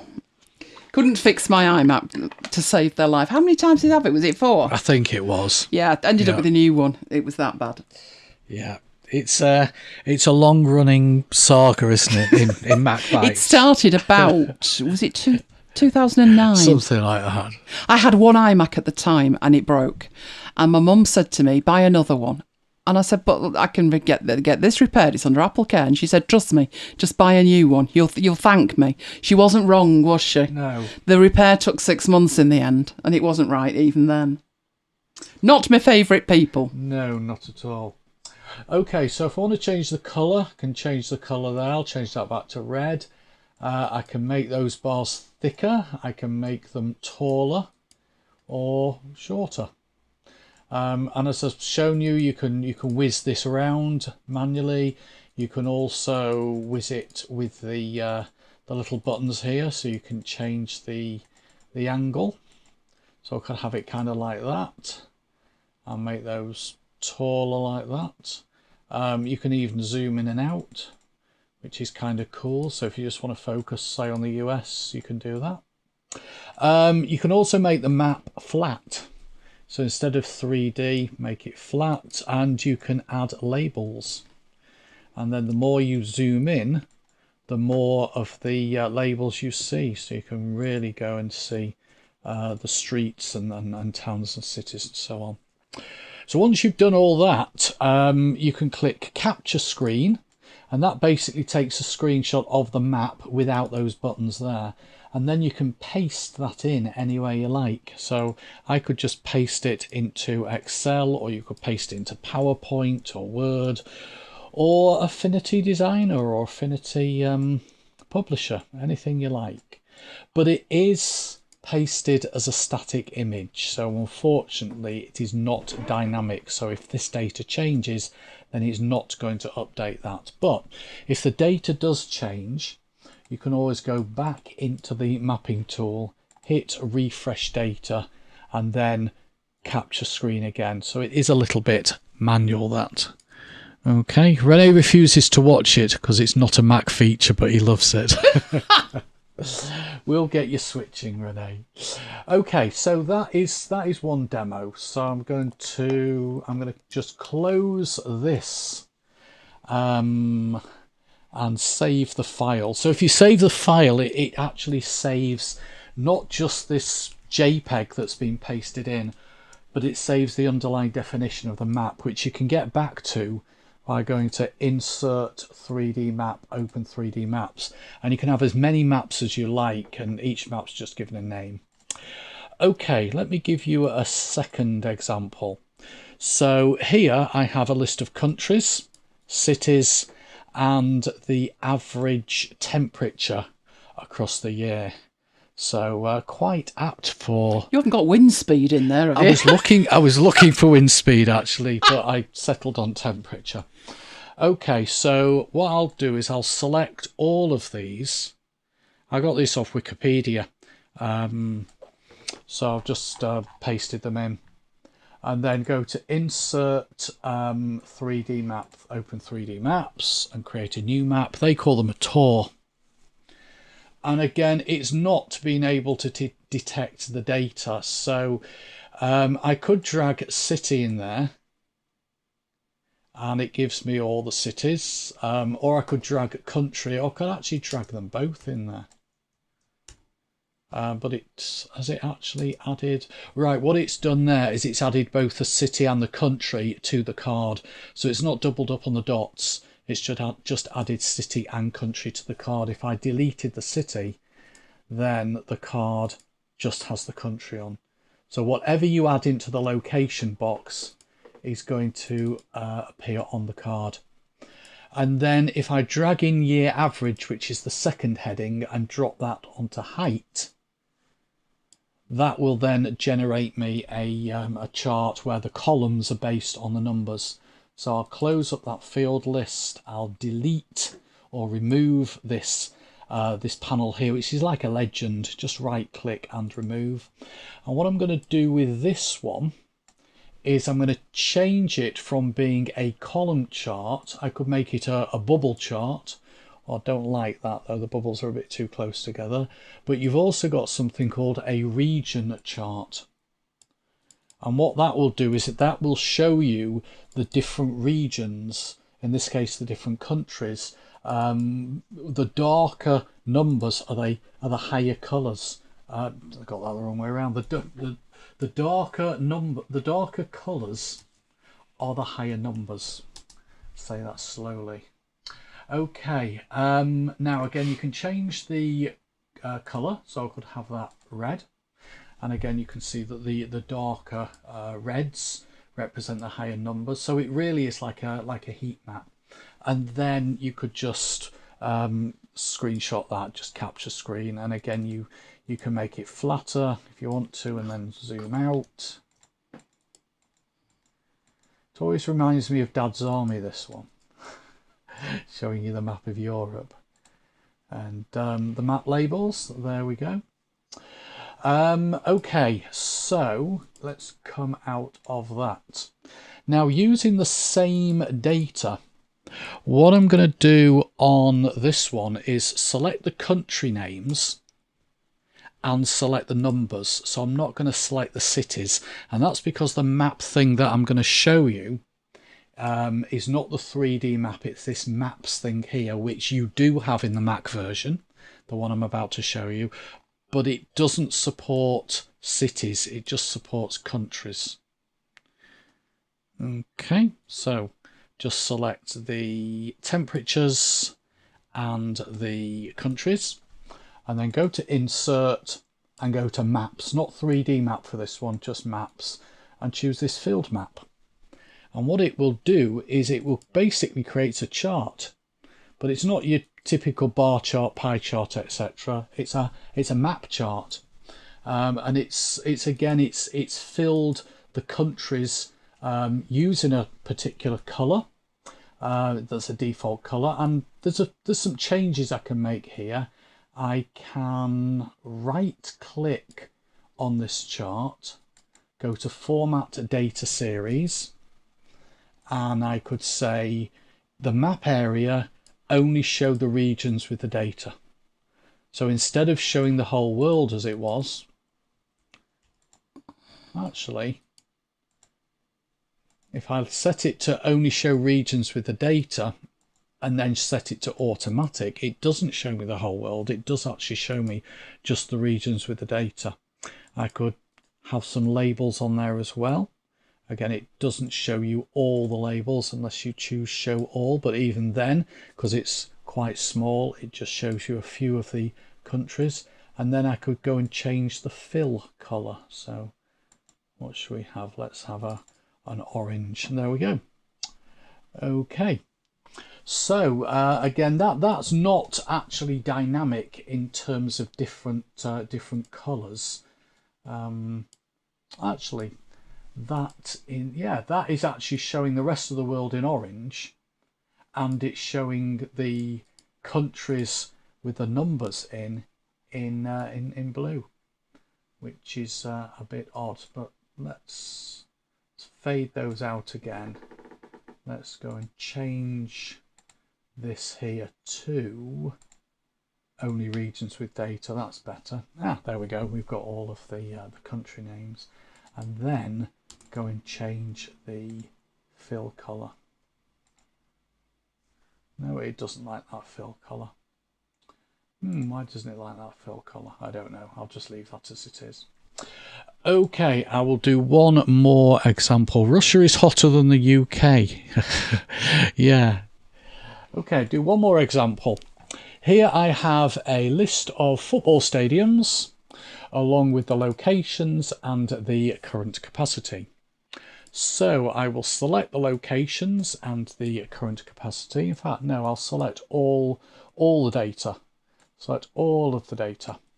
And then go to Insert, and I'll do another 3D map.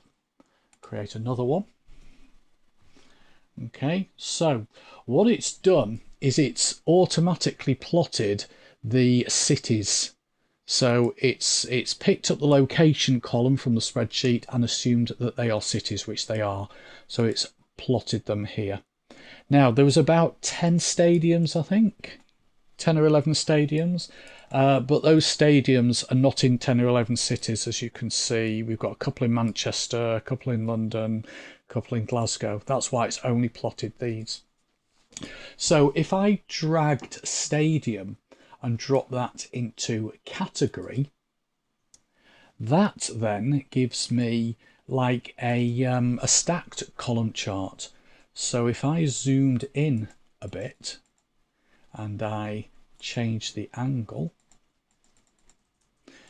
you can actually see that in Glasgow there's 2 stadiums, in London there's 4 stadiums, in Manchester there's 2 stadiums, and so on. And what I could then do is I could make this bigger. I could then go and colour each one. So under layer options, I won't do them all. I'll just do a couple, but obviously Anfield's going to be red, and Celtic Park's going to be green, and Old Trafford, of course, is going to be red, and St James's Park, well, they haven't got black and white, so we'll go for black, and the Etihad, that'll be light blue, and so on and so forth. So you can see how that is now stacking up. I'll zoom in a little bit further. Just make this a little bit narrower. I don't need it that wide. And if I want to change the text layer 1, what you do is you edit the layer name up here. So let's just edit that and put footy stadiums. There we go. Close that. So that is footy stadiums in the UK, and then we'll just capture the screen. Go to here, paste it, and there we go. And as I said before, if you want to put that in PowerPoint, you just copy and paste into PowerPoint rather than Excel. And that is it. That is 3D mapping and even 2D mapping in Excel.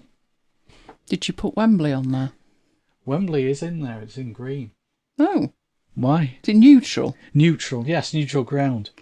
Oh, Wembley. Getting to Wembley was just... I went down for the Milk Cup in '83. Oh, it was fabulous. Right, I don't think there's any questions, but people enjoyed it. Good. They like that. Excellent. Right, let's get back into there. Oh, God. Right, fun and games with Affinity Publisher. Who can remember what game we already did in Affinity Publisher? Let's see. Shall we see if they're paying attention? It was a while ago, but I think we've done it twice. So let's see if you can remember what we did with Fun and Games. I'm doing a different game, and it will show a range of different features. But I did do a game. What game did I do? And that wasn't even the first time I did it. The first time I did it was with Apple Numbers. Many years ago. Do you remember my NASA demo? No. Yes, I do. Oh, you do? Yes, I do. I had pictures of the space shuttle and everything. Yes, I also remember which demo you're talking about. Oh, Numbers. Yeah, now, see, Carol says, and Debbie, Sudoku. Yes, it was. But Pete's just reminded me, Peter Williamson, bingo, I remember that as well. You're quite right. I did bingo, didn't I, for the bingo cards. There might be an Apple event within the next couple of weeks. Oh, right. And if there is, we'll have bingo cards. Well, we're doing something different this time. It's not bingo cards, nor is it Sudoku, but it's not a million miles away. So let's go and have a look at it. All right. We have Affinity Publisher. This is the direct version from them, and I've just crashed it twice. So if it crashes, it's not me, it's them. So first of all, let's get a new file. Now, there's no right and wrong way to do this. I'm going to do it as an A5 booklet on the basis that even at home, I could print that out and just fold it in half and keep the kids occupied for hours. That's the plan, anyway. Right, so I'm going for A5. And starting at the top here, I am going to prefer embedded. So this is the photos.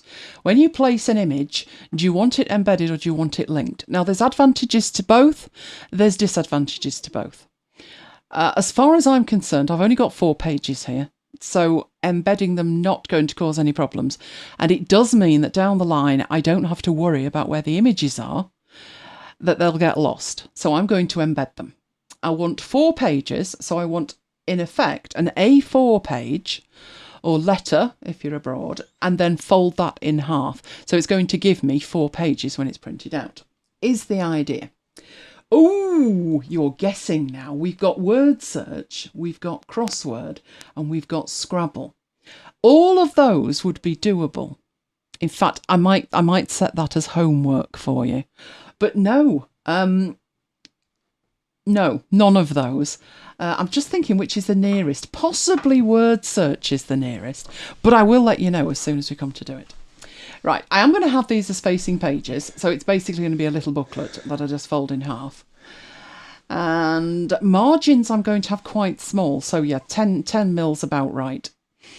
And that's it. That's all I need to be concerned with there. So let's create that. Oh, it managed that without crashing. So first thing I'm going to do is save it, because obviously it wasn't in a good mood. And now you can guess what it is, because it's right in front of you. Battleships. We're going to be doing battleships. Now I call it battleships, but actually it's battleship, isn't it? Singular. Never mind. I always used to get that wrong as a kid. And I explained this to Mike because guess what? Mike has never played Battleship, have you? No. He will have by next week. I'll ensure that he has. But I said to Mike, I wanted this game as a child. And Mike pondered for a bit and said, was there a particular reason for that? And I said, I know what you're thinking. I was an only child. Why did I want Battleship? It's a 2-player game. Well, I kind of run round and played with it myself. I know, sad or what. So I'm going to put an image on the cover. So let's have an image on the cover. We'll go to the back page and we'll have a full page image on the back. So what I'm doing with this is I'm putting placeholders in for it. So it's this tool on the left hand side, picture frame rectangle tool. I'm going to do that.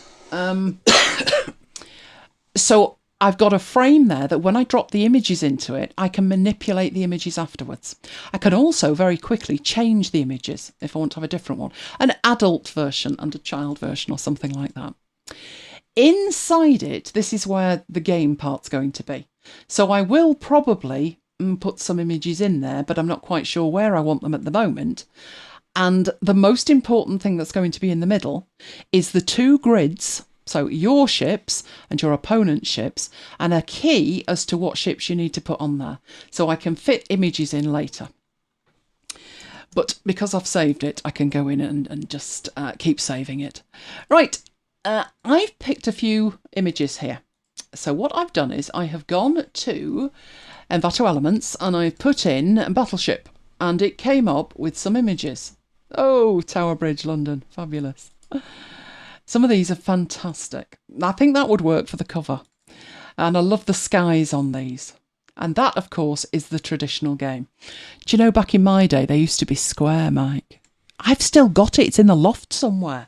Well, it was in the loft yesterday. But, you know, after Storm Eunice, it could be in next door's garden. I don't know. But those are the images that I downloaded. So I've got these images to put in here. So with my frame there, I can drag and drop this image into it. And that actually puts that in the frame. The good news about that is I can use the controls that it gives me, when I can get to them, to scale that up or down so I can have different parts in there. I definitely want to see this gun on the front. Kim will probably know the name for that. I'd say, well, let's just leave it alone. I've no idea which is which. But what I will do here is I can actually, we don't want that, let me grab hold of it. I can actually move the image in here. So I can have this slightly off or very centred. Really, I want it slightly off because I want to put the name in. So I want to have some negative space in this top right corner. And in there, I am just going to put Battleship. Now, I could do with that in more of a Battleship style font because that doesn't exactly say Battleship, does it? Well, it does, but you know what I mean. So I have a font in here called Stencil, and Stencil works really nicely. Stencil works, and that one doesn't look too bad, but you don't want something silly like this. So I'm going to go for that one, and then scoot it down in size a little bit so it fits on the page. Then I want to have that with some kind of colour on it that matches, because at the moment it's black. So I'm going to choose with the eyedropper somewhere down here. I don't want it black like that, but I want something that's quite dark. So one of these should do nicely, like that. Let's have a look if that matches. That looks much better. Right, so we've got a cover on it. Awesome. Right, back cover. Same principle, just an image. I will put in, show the London Bridge one. And let's scoot that across a bit. Let's take that across so we can see it. Awesome. So we have a front cover and a back cover. We could put branding on that as well, couldn't we? If I'd put any assets in. But, you know, since I installed it, I didn't, so never mind. Right, let's get to work on the slightly more difficult bit. The bit where we actually need to create the game. So we're going to need a table. Now, some people may decide not to do it with a table, in which case you could do it with shapes. Life's too short. I'm going to use a table. So we have the table tool up here, and I'm going to draw a table in. Now, if you remember, we did a whole session on tables. I'm going to need how many squares by how many squares. Who can remember that? Obviously, I'm missing you out on this one because you never played it. No. You were as bad as me, even though you had a brother. You played Sabutio by yourself. Mind you, the upside was we always won, didn't we? True. Now, the problem with this is, however many columns and rows you want, you have to do it by stretching it. So I don't bother. I don't even try and count. I just dump it on there. Because we can always change it later by clicking on the 2 arrows at the end and just typing it in. Now, you don't have to type it in. You can take this up yourself, or you can just type it in. I guess it depends how far off you are. We actually need a grid that is 10 rows and 10 columns. So what number do I type in there? Shall I put Mike on the spot with that one? If I need a grid for the game of 10 by 10, what do I type in? 100. Oh dear. Number of rows, Mike. And number 10. Of No. Why do I need more than 10? For the heading. 11. 11. Say I need 11. Right. He's on the ball, isn't he? So I'm just going to put 11 in. And down here, I'm going to do exactly the same and put 11 in. So I'm allowing for headings that I need. Now, we have multiple ways in here of scaling this. So we can scale it down. We can scale it sideways. But obviously, we need these as squares. We have the option to do that in here, but can you see it's scaling all kinds of weird ways? You can use the Shift key, but they're still not squares. We can use this one as well, which will just scale it and not change the cell size. But what would be an easy way of making that work? Well, in the transform at the bottom, we have the width and height. And if we wanted them 1 centimetre square, then if we put in 110 by 110, that should work. Great. Now, it isn't a problem as long as this is a 1-to-1 ratio, which it now is. If you scale it, it will scale 1-to-1. So not a problem. Right, we probably want that as big as we can possibly get it. So let's try that from the top. Right, so it is the width of the gap that we have there. So I'm going to leave some space at the top for a heading. And we're good to start this, but there's things we need to do. So down the side, we want A, B, C, D, all the way through to J. And across here, we want 1 to 10. Now, if we start doing that by typing in 1, 2, 3, and so forth, you see, we have a couple of problems. So let's look at what the problems are before we try and fix them. Right, this would be great if this was a crossword, because these are in the top left. But these are headings, and we want them centred both directions. It's also at the moment, you know, how do you tell which is the grid and which are the instructions? Because if you've ever played this, you are going to start drawing on this. So, thing to do, make sure you grab the whole lot.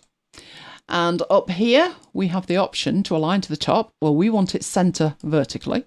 So we've done that. And the one next to it, you can center align it. So now they are in the middle. So I've done that to the entire table, which means we can then put these in there and they will look grand. Right, same down the side. So capitals in there, A, B and C, G, H and J. Right, starting to pull together, but we still have an issue, which is the formatting of the table. But we have done formatting of tables, so I'm going to select the top and I'm going to select down the side. But I'm holding the Command key while I do it, which means I can select what's called a non-contiguous range. So I'm making shapes as I select. So I've selected the top and down the side. Right, when it comes to formatting the table, we are going to need the format option, which I think closed itself when it crashed. Got all upset it did. Right, View, Studio. And in here we've got table formats, tables of contents. Table formats are predetermined. They're like styles. So that's not what we want. We want the actual table controls, which it's managed to open on this screen this time. So let's drag that on. Make sure we can see all of it. Good grief. There's enough hanging off the bottom here. We got all of it? There's all of it. So now we can see all of it. Right. And we're going to use this to sort this out. Okay. We need to make the selection again because now it's deselected it. So select that top one, hold down the Command key and select down. And what we're concerned with here is that this just hangs off it. It's not part of our table. We actually want it to look like it's not part of our table full stop. So the easiest way to do that is in the border and stroke here, the stroke and fill options. In the border, there is a border on it. So we will take that off. We still have lines between the cells though. So we will select the one next to it, which is the inside range. And when you click it, it shows it in a darker colour so you can see what you're affecting. In there, I want to take that away. So we don't want anything there either. I'll then click away so we can see what we've got. Good but no t-shirt. Because what we've got now is these look unfinished at the end, but easy to fix. So we'll go in here and select all of those. And you can see the border on the outside edge is set to none. The border on the inside edge is set to 0.5. So that's set to none. We come in here, turn that on. If you have it at 0.5, it will look identical. Another option is to take that up so it gives you a full border on the outside edge like that. So it's just a little bit deeper. But either way, we've got a table. And although these are in cells, R8 to J and R1 to 10, you can't tell that anymore. The grid is now kind of separate from it, which is great. That's all we needed to do. Right. We could do with a title of some description. So let's go get the text tool. And this one's going to be My Ships. And it's remembered the font and colour that I used before. So I can just pop that in the middle. So that actually looks quite nice. Right, got that there. We need a key. Who can remember what ships you actually had? I must admit, I couldn't. So all I need to do with this is to put some text into it. Depends with this how you want it formatted. You could just have it as text. The problem with having it as text, so let's just pop it in a text box. And then we can work out what's wrong with that look and feel. We're just going to put some text in. So we actually did have an aircraft carrier. I remember that because I went on a tour of an aircraft carrier. It was fantastic. Right, aircraft carrier. And that one would be, you would put that on there using A's like that. So, a couple of issues with this, apart from the fact that text looks absolutely hideous. When you come to put the next one in, which is your battleship, and you do the same, and your battleship's 4 long, you start to get spacing issues and nothing's lined up and it's horrible to read. So a better way to do it would be to use a table. So another table, Again, let's not worry about what that looks like. But 2 will do, actually. And we need 5 rows. So we've got too many rows. Let's take 1 out. We could have 6 if we put headings in it, but it's not needed. So let's leave it like that, make that a bit bigger. So what we would do is put into here, aircraft carrier.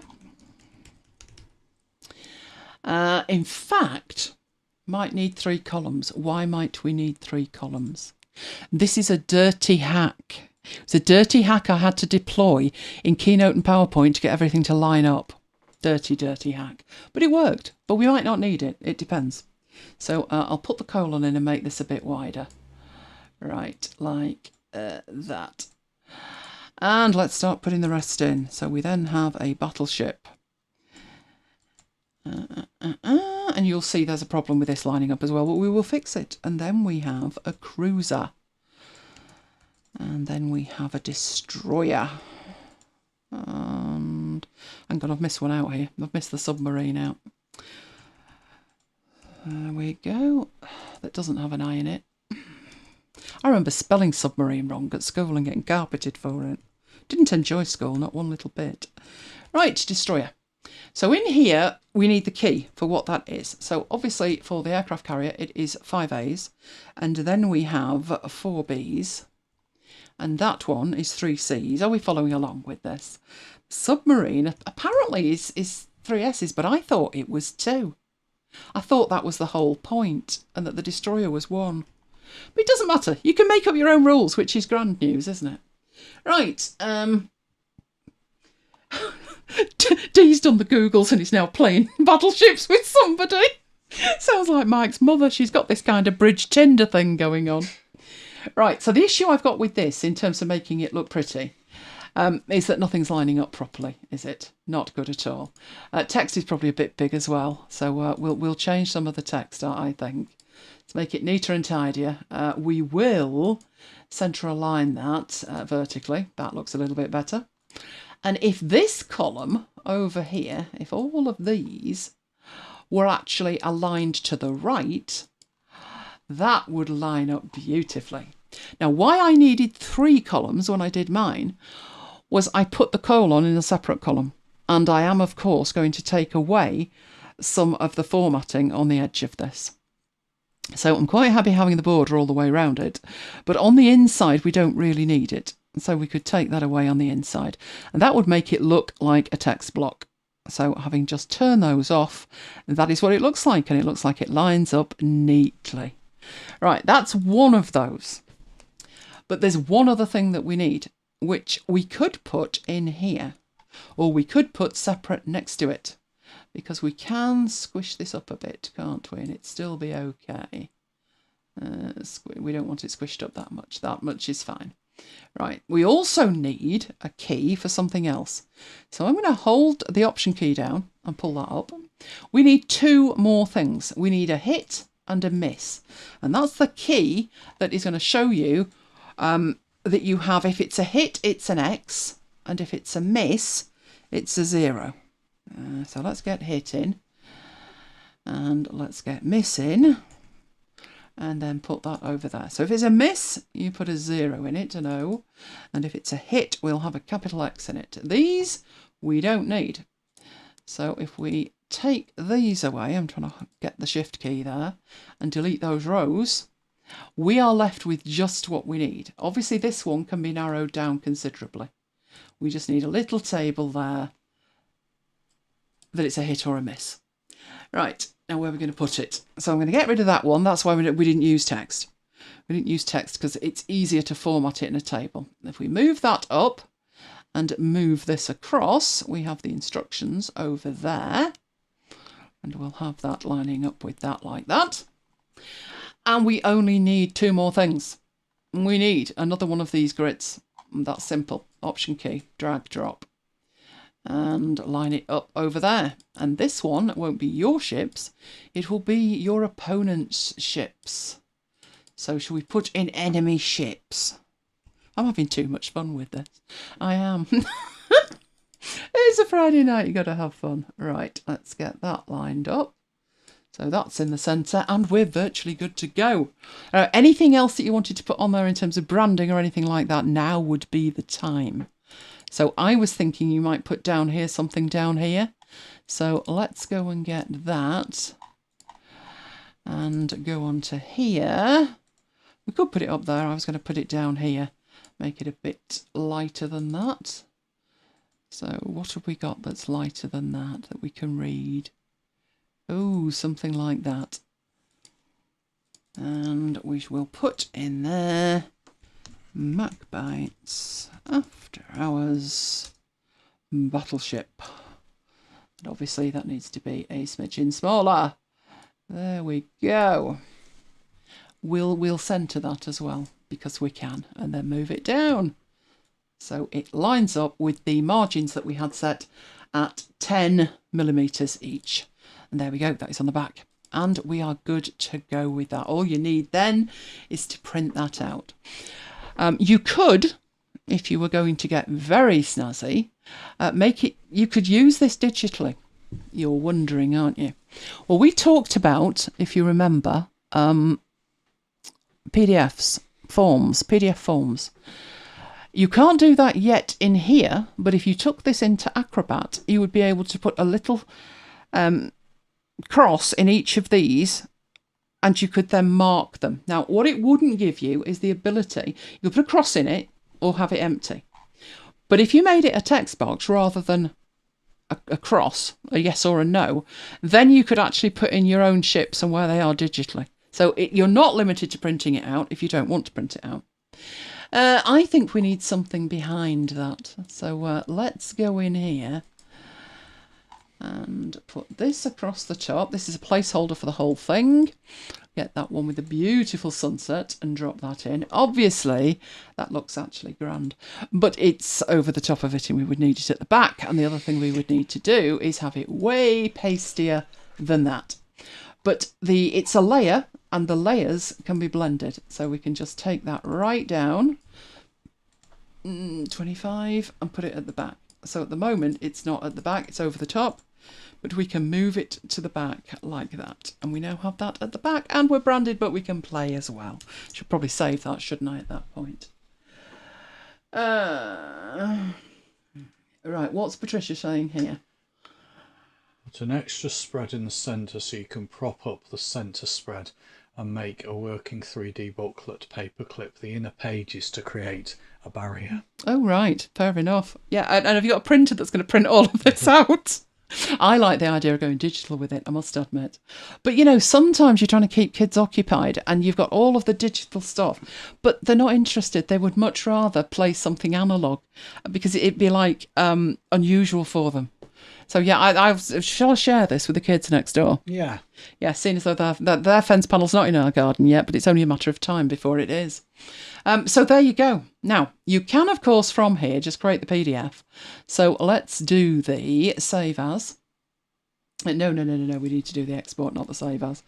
Why don't I just use the shortcut keys that I'm familiar with? Right, let's have a look and see what it says. It's calculating. Digital high quality, calculating. 10 meg, that's not bad. It's not bad, is it? What's the small size digital? Oh, that's actually not bad at all. Have we got a medium one? No, you've not got medium, have you?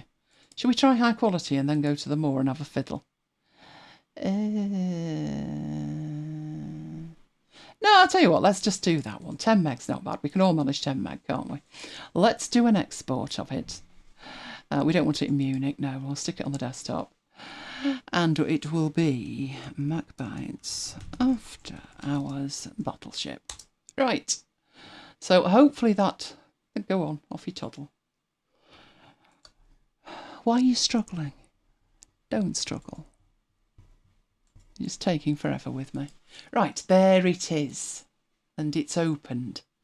There we go. That's what that would actually look like. So, I'll share it. We will do the sharing there thing. That's what we'll do. Are you going to do it? Oh, you are. It's a new icon. It's putting me right off. It used to be a cloud mic. What's yours? It looks like the aerial symbol. you there? Thinking of it. I think it is. Let's have a look what happens if I paste that into the chat. Oh, it is. There we go. So it's in the chat. So now you can go and play that. I just thought that was a really cool thing to demonstrate tables. A lot of the time I see tables demonstrated and it's just boring stuff. And we don't want boring stuff. So I thought, no, we need something. So now we could do crosswords. Crosswords are a little bit more complicated. Sudoku's not as complicated. Word search, an absolute doddle. The trick with those two is having the solution somewhere else in your newsletter. That's when I would use that. But we could certainly look at that down the line, couldn't we, Mike? So any questions, let me know. Other than that, I shall expect to see a completed thing next week. You'll have to find somebody to play with or play against yourself. That's like having a personality disorder, isn't it? Yeah. Yeah, but we could do that. We could definitely do that. Right. Available on demand is everything that you would like to see from MacBites. So we've got on YouTube, youtube.com/ElaineGiles. We have the After Hours playlist. And that is at macbites.co.uk/After Hours playlist. And of course, as we always say, no, we don't always say, where's my mouse? Well, actually, I do a lot of the time. I do all the time. Yeah, but that's because it keeps disappearing. It's PowerPoint. It eats it. We, of course, love you guys. If you love us, give us a like, because YouTube likes it, and so do we. Right, there is my list at elainegiles.com/VIP, where there's inbound news shortly, isn't there? Oh, there is. So do sign up for that. And there is the MacBites list, which is macbites.co.uk/macbites-mail. In between shows, there's also Slack, where we carry on the conversation. And you would be welcome to join us completely free of charge. It is macbites.co.uk/Slack. Oh, we have great fun in there. We do. We really do. And you can contact us at any of those places. I keep putting Twitter, don't I? And then I said to you, Twitter, it's what's the word? Toxic. Toxic's the word I'm looking for, isn't it? Yeah, toxic. You're probably best with email. Let's just say that at the moment. You're probably best with email. So do you have any questions? Let us know. Carol doesn't know how to play it. Oh, no. Neither does Mike. We'll do lessons next time, Carol. One thing you could have put in there... Dee'll teach you by the look of it. Dee's clearly a demon at it. You could, on the other side, where we've got the key, on the other side you could put the instructions. But basically what you do is, let's go and have a look at the screen. So let's go and get... Hang on a minute, I've got one thing sat on top of another here. Right, let's go over to there and have a look at that. So let's hang on. Why are you not moving? That's better. Right. What you would do is your ships. You go in here and you place your ships. So are you watching, Mike? Because I'm going to slaughter you with this later. So what you would do is you would find somewhere in here that you want to put your aircraft carrier. So you would put 5 A's where you want your aircraft carrier to be. And then if you want to put your battleship there, then you put the B's where you want your battleship.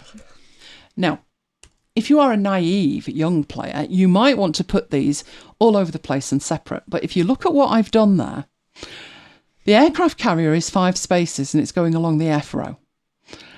But the battleship is only 4. But because it's butted straight up to the aircraft carrier, if my enemy hits me, he doesn't know what he's hit because both of them are 5. They can't both be the aircraft carrier, but he wouldn't know which he'd sunk.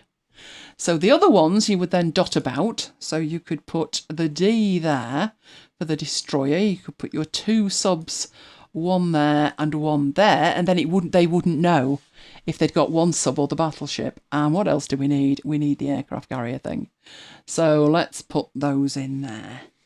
So the 3 C's for the cruiser, like that. Right, you now know where your ships are. So we've got the A's, the B's, the C's, the D's and the S's. Yes, they're all in there. So what you do on your enemy one, so if Mike had done this, so let's say I'm playing myself here. If I say to Mike, and he's got his ships at the same place I have, and I say, right, B2, then Mike would say hit. So I mark that I've hit him there. Why is that not there we go, capital.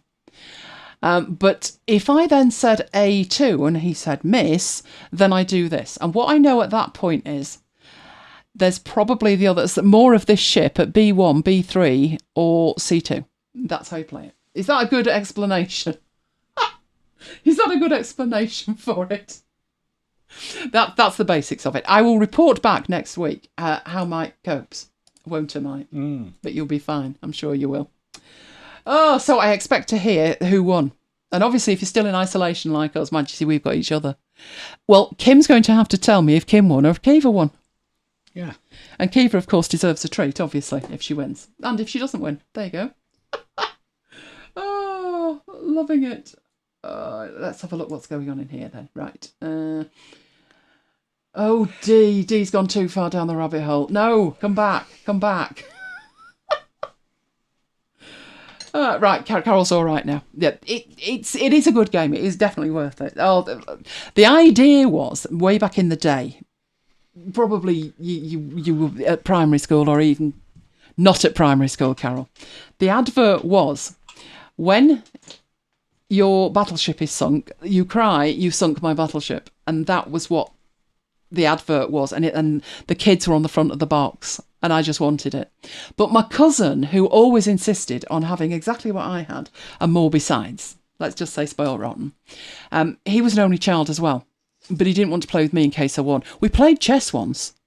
I won't say I'm not 100% at chess. I said check, and he was peeved. But I knew it was check. And then his dad looked over his shoulder and said, "Actually, it's checkmate, you've just won." And the chessboard went across the room. So I never played him again. He didn't like getting beaten. So he didn't really want to play battleships with me in case he got beat. So he got the really expensive one that was digital. And I mean, it was ahead of its time. It decided, there was like a little computer in it, and it decided where the enemy ships were, so you could actually play it yourself. But back in the day, the one I had was £8, and the one he had was 38. More money than sense his parents, didn't they? Yeah, so Mum said, "Do you want the electronic one?" I said, "No, it's fine." I thought, there's no way my mum had 38 quid to spend on a game in the 70s. You must be kidding. So no, I had I could probably have done with just a notepad, couldn't I? Do you know the game I do play a lot, apart from Sudoku and Woodoku? If you've not tried Woodoku, oh, it's fabulous. It shapes like a Sudoku. But the one that I play a lot, and all you need is a pen and a piece of paper, is the numbers game from Countdown. I absolutely adore it.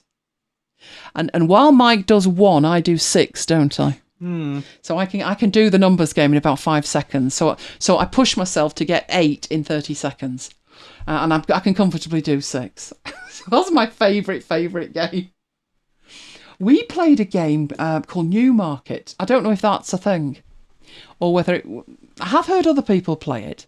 But you have the suit cards, the what do you call them? I'm not good with cards. The Jack, the Queen, the King, and the Ace. You have those, and they're the horses. And you put money on the horses, don't you? And then you have to like get a run out.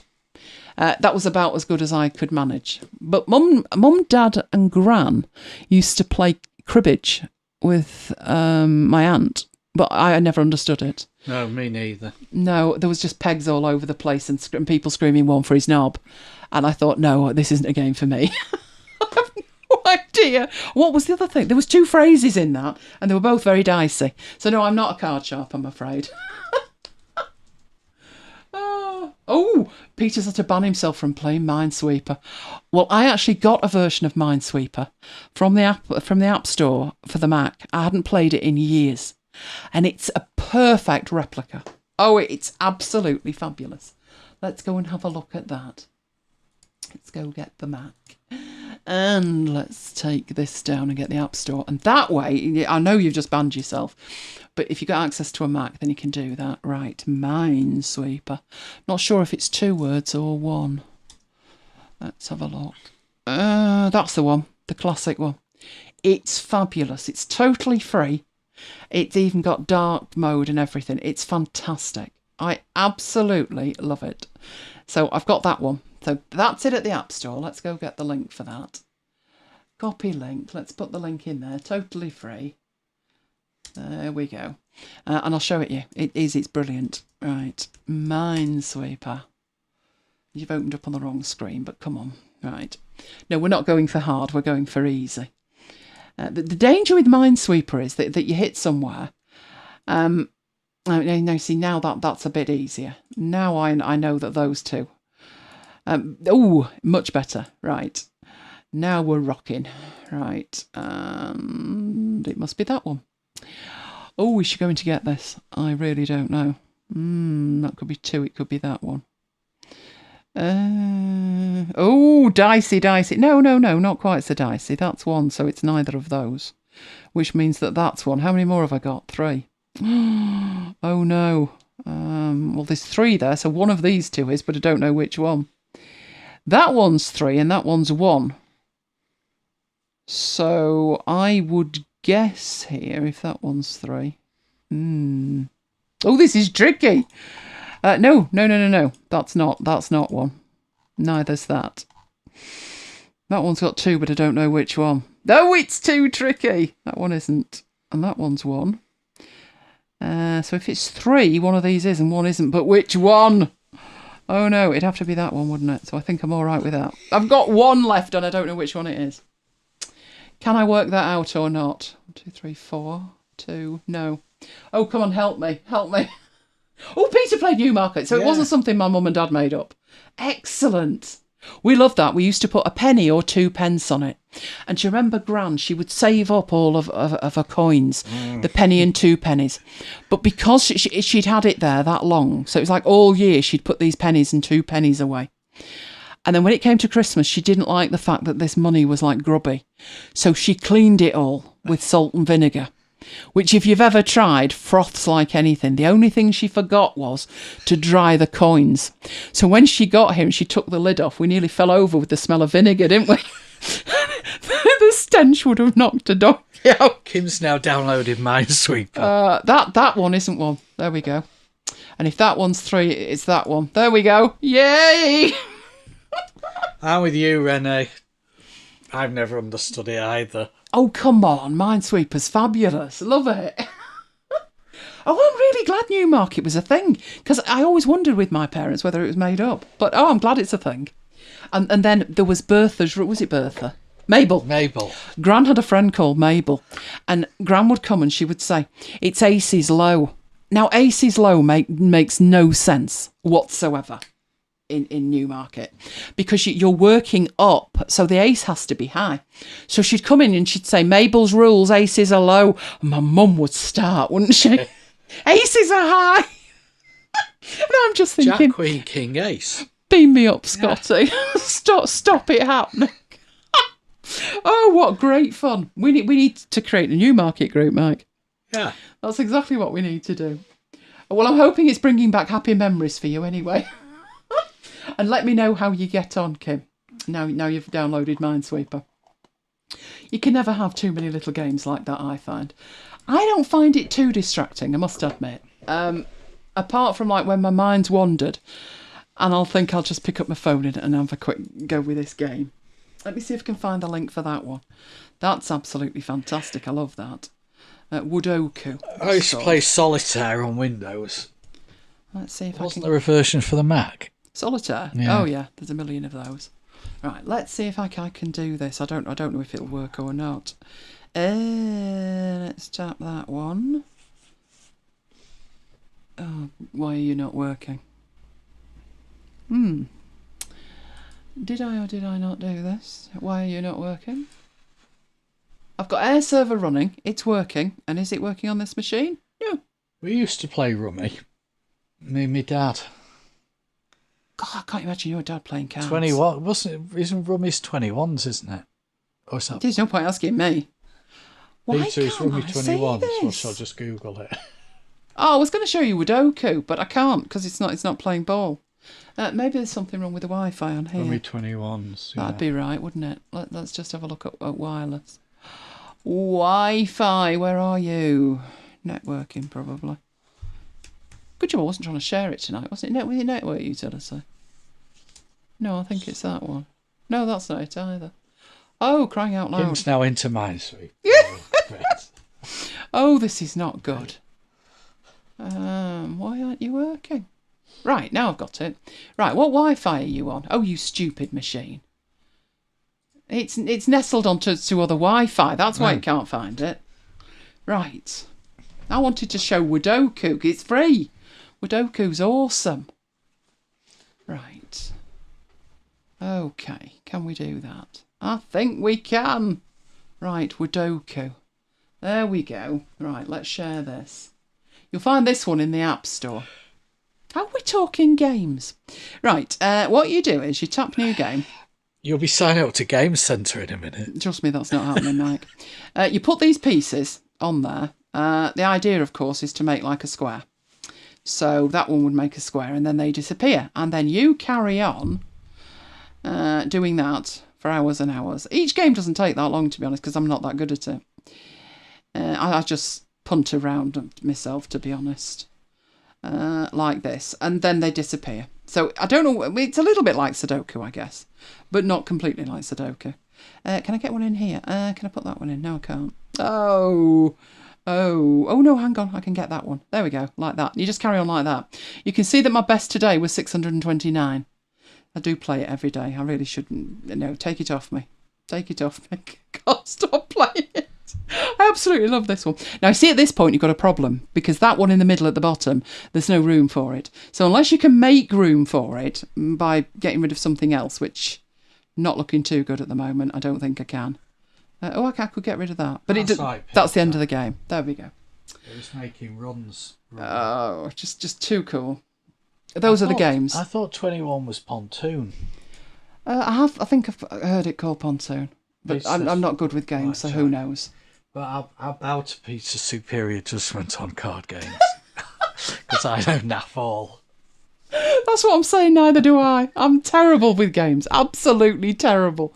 But when I get a game that I like, so I've got Sudoku, I've got Dabble, I've got one called Super Sharp, which is quite old now. And I've actually got one that we installed the day we bought our first iPhone, which is called Morocco. And it's, what's the proper name for that? The one with the black and white things. Is it Yahtzee? There used to be a board game you could buy from Milton Bradley. Oh. I can't remember what it was called, though. Super Monkey Ball. No, it wasn't Super Monkey Ball. No, it was Morocco. I think, does it begin with an R? That died at death on one of the iOS updates.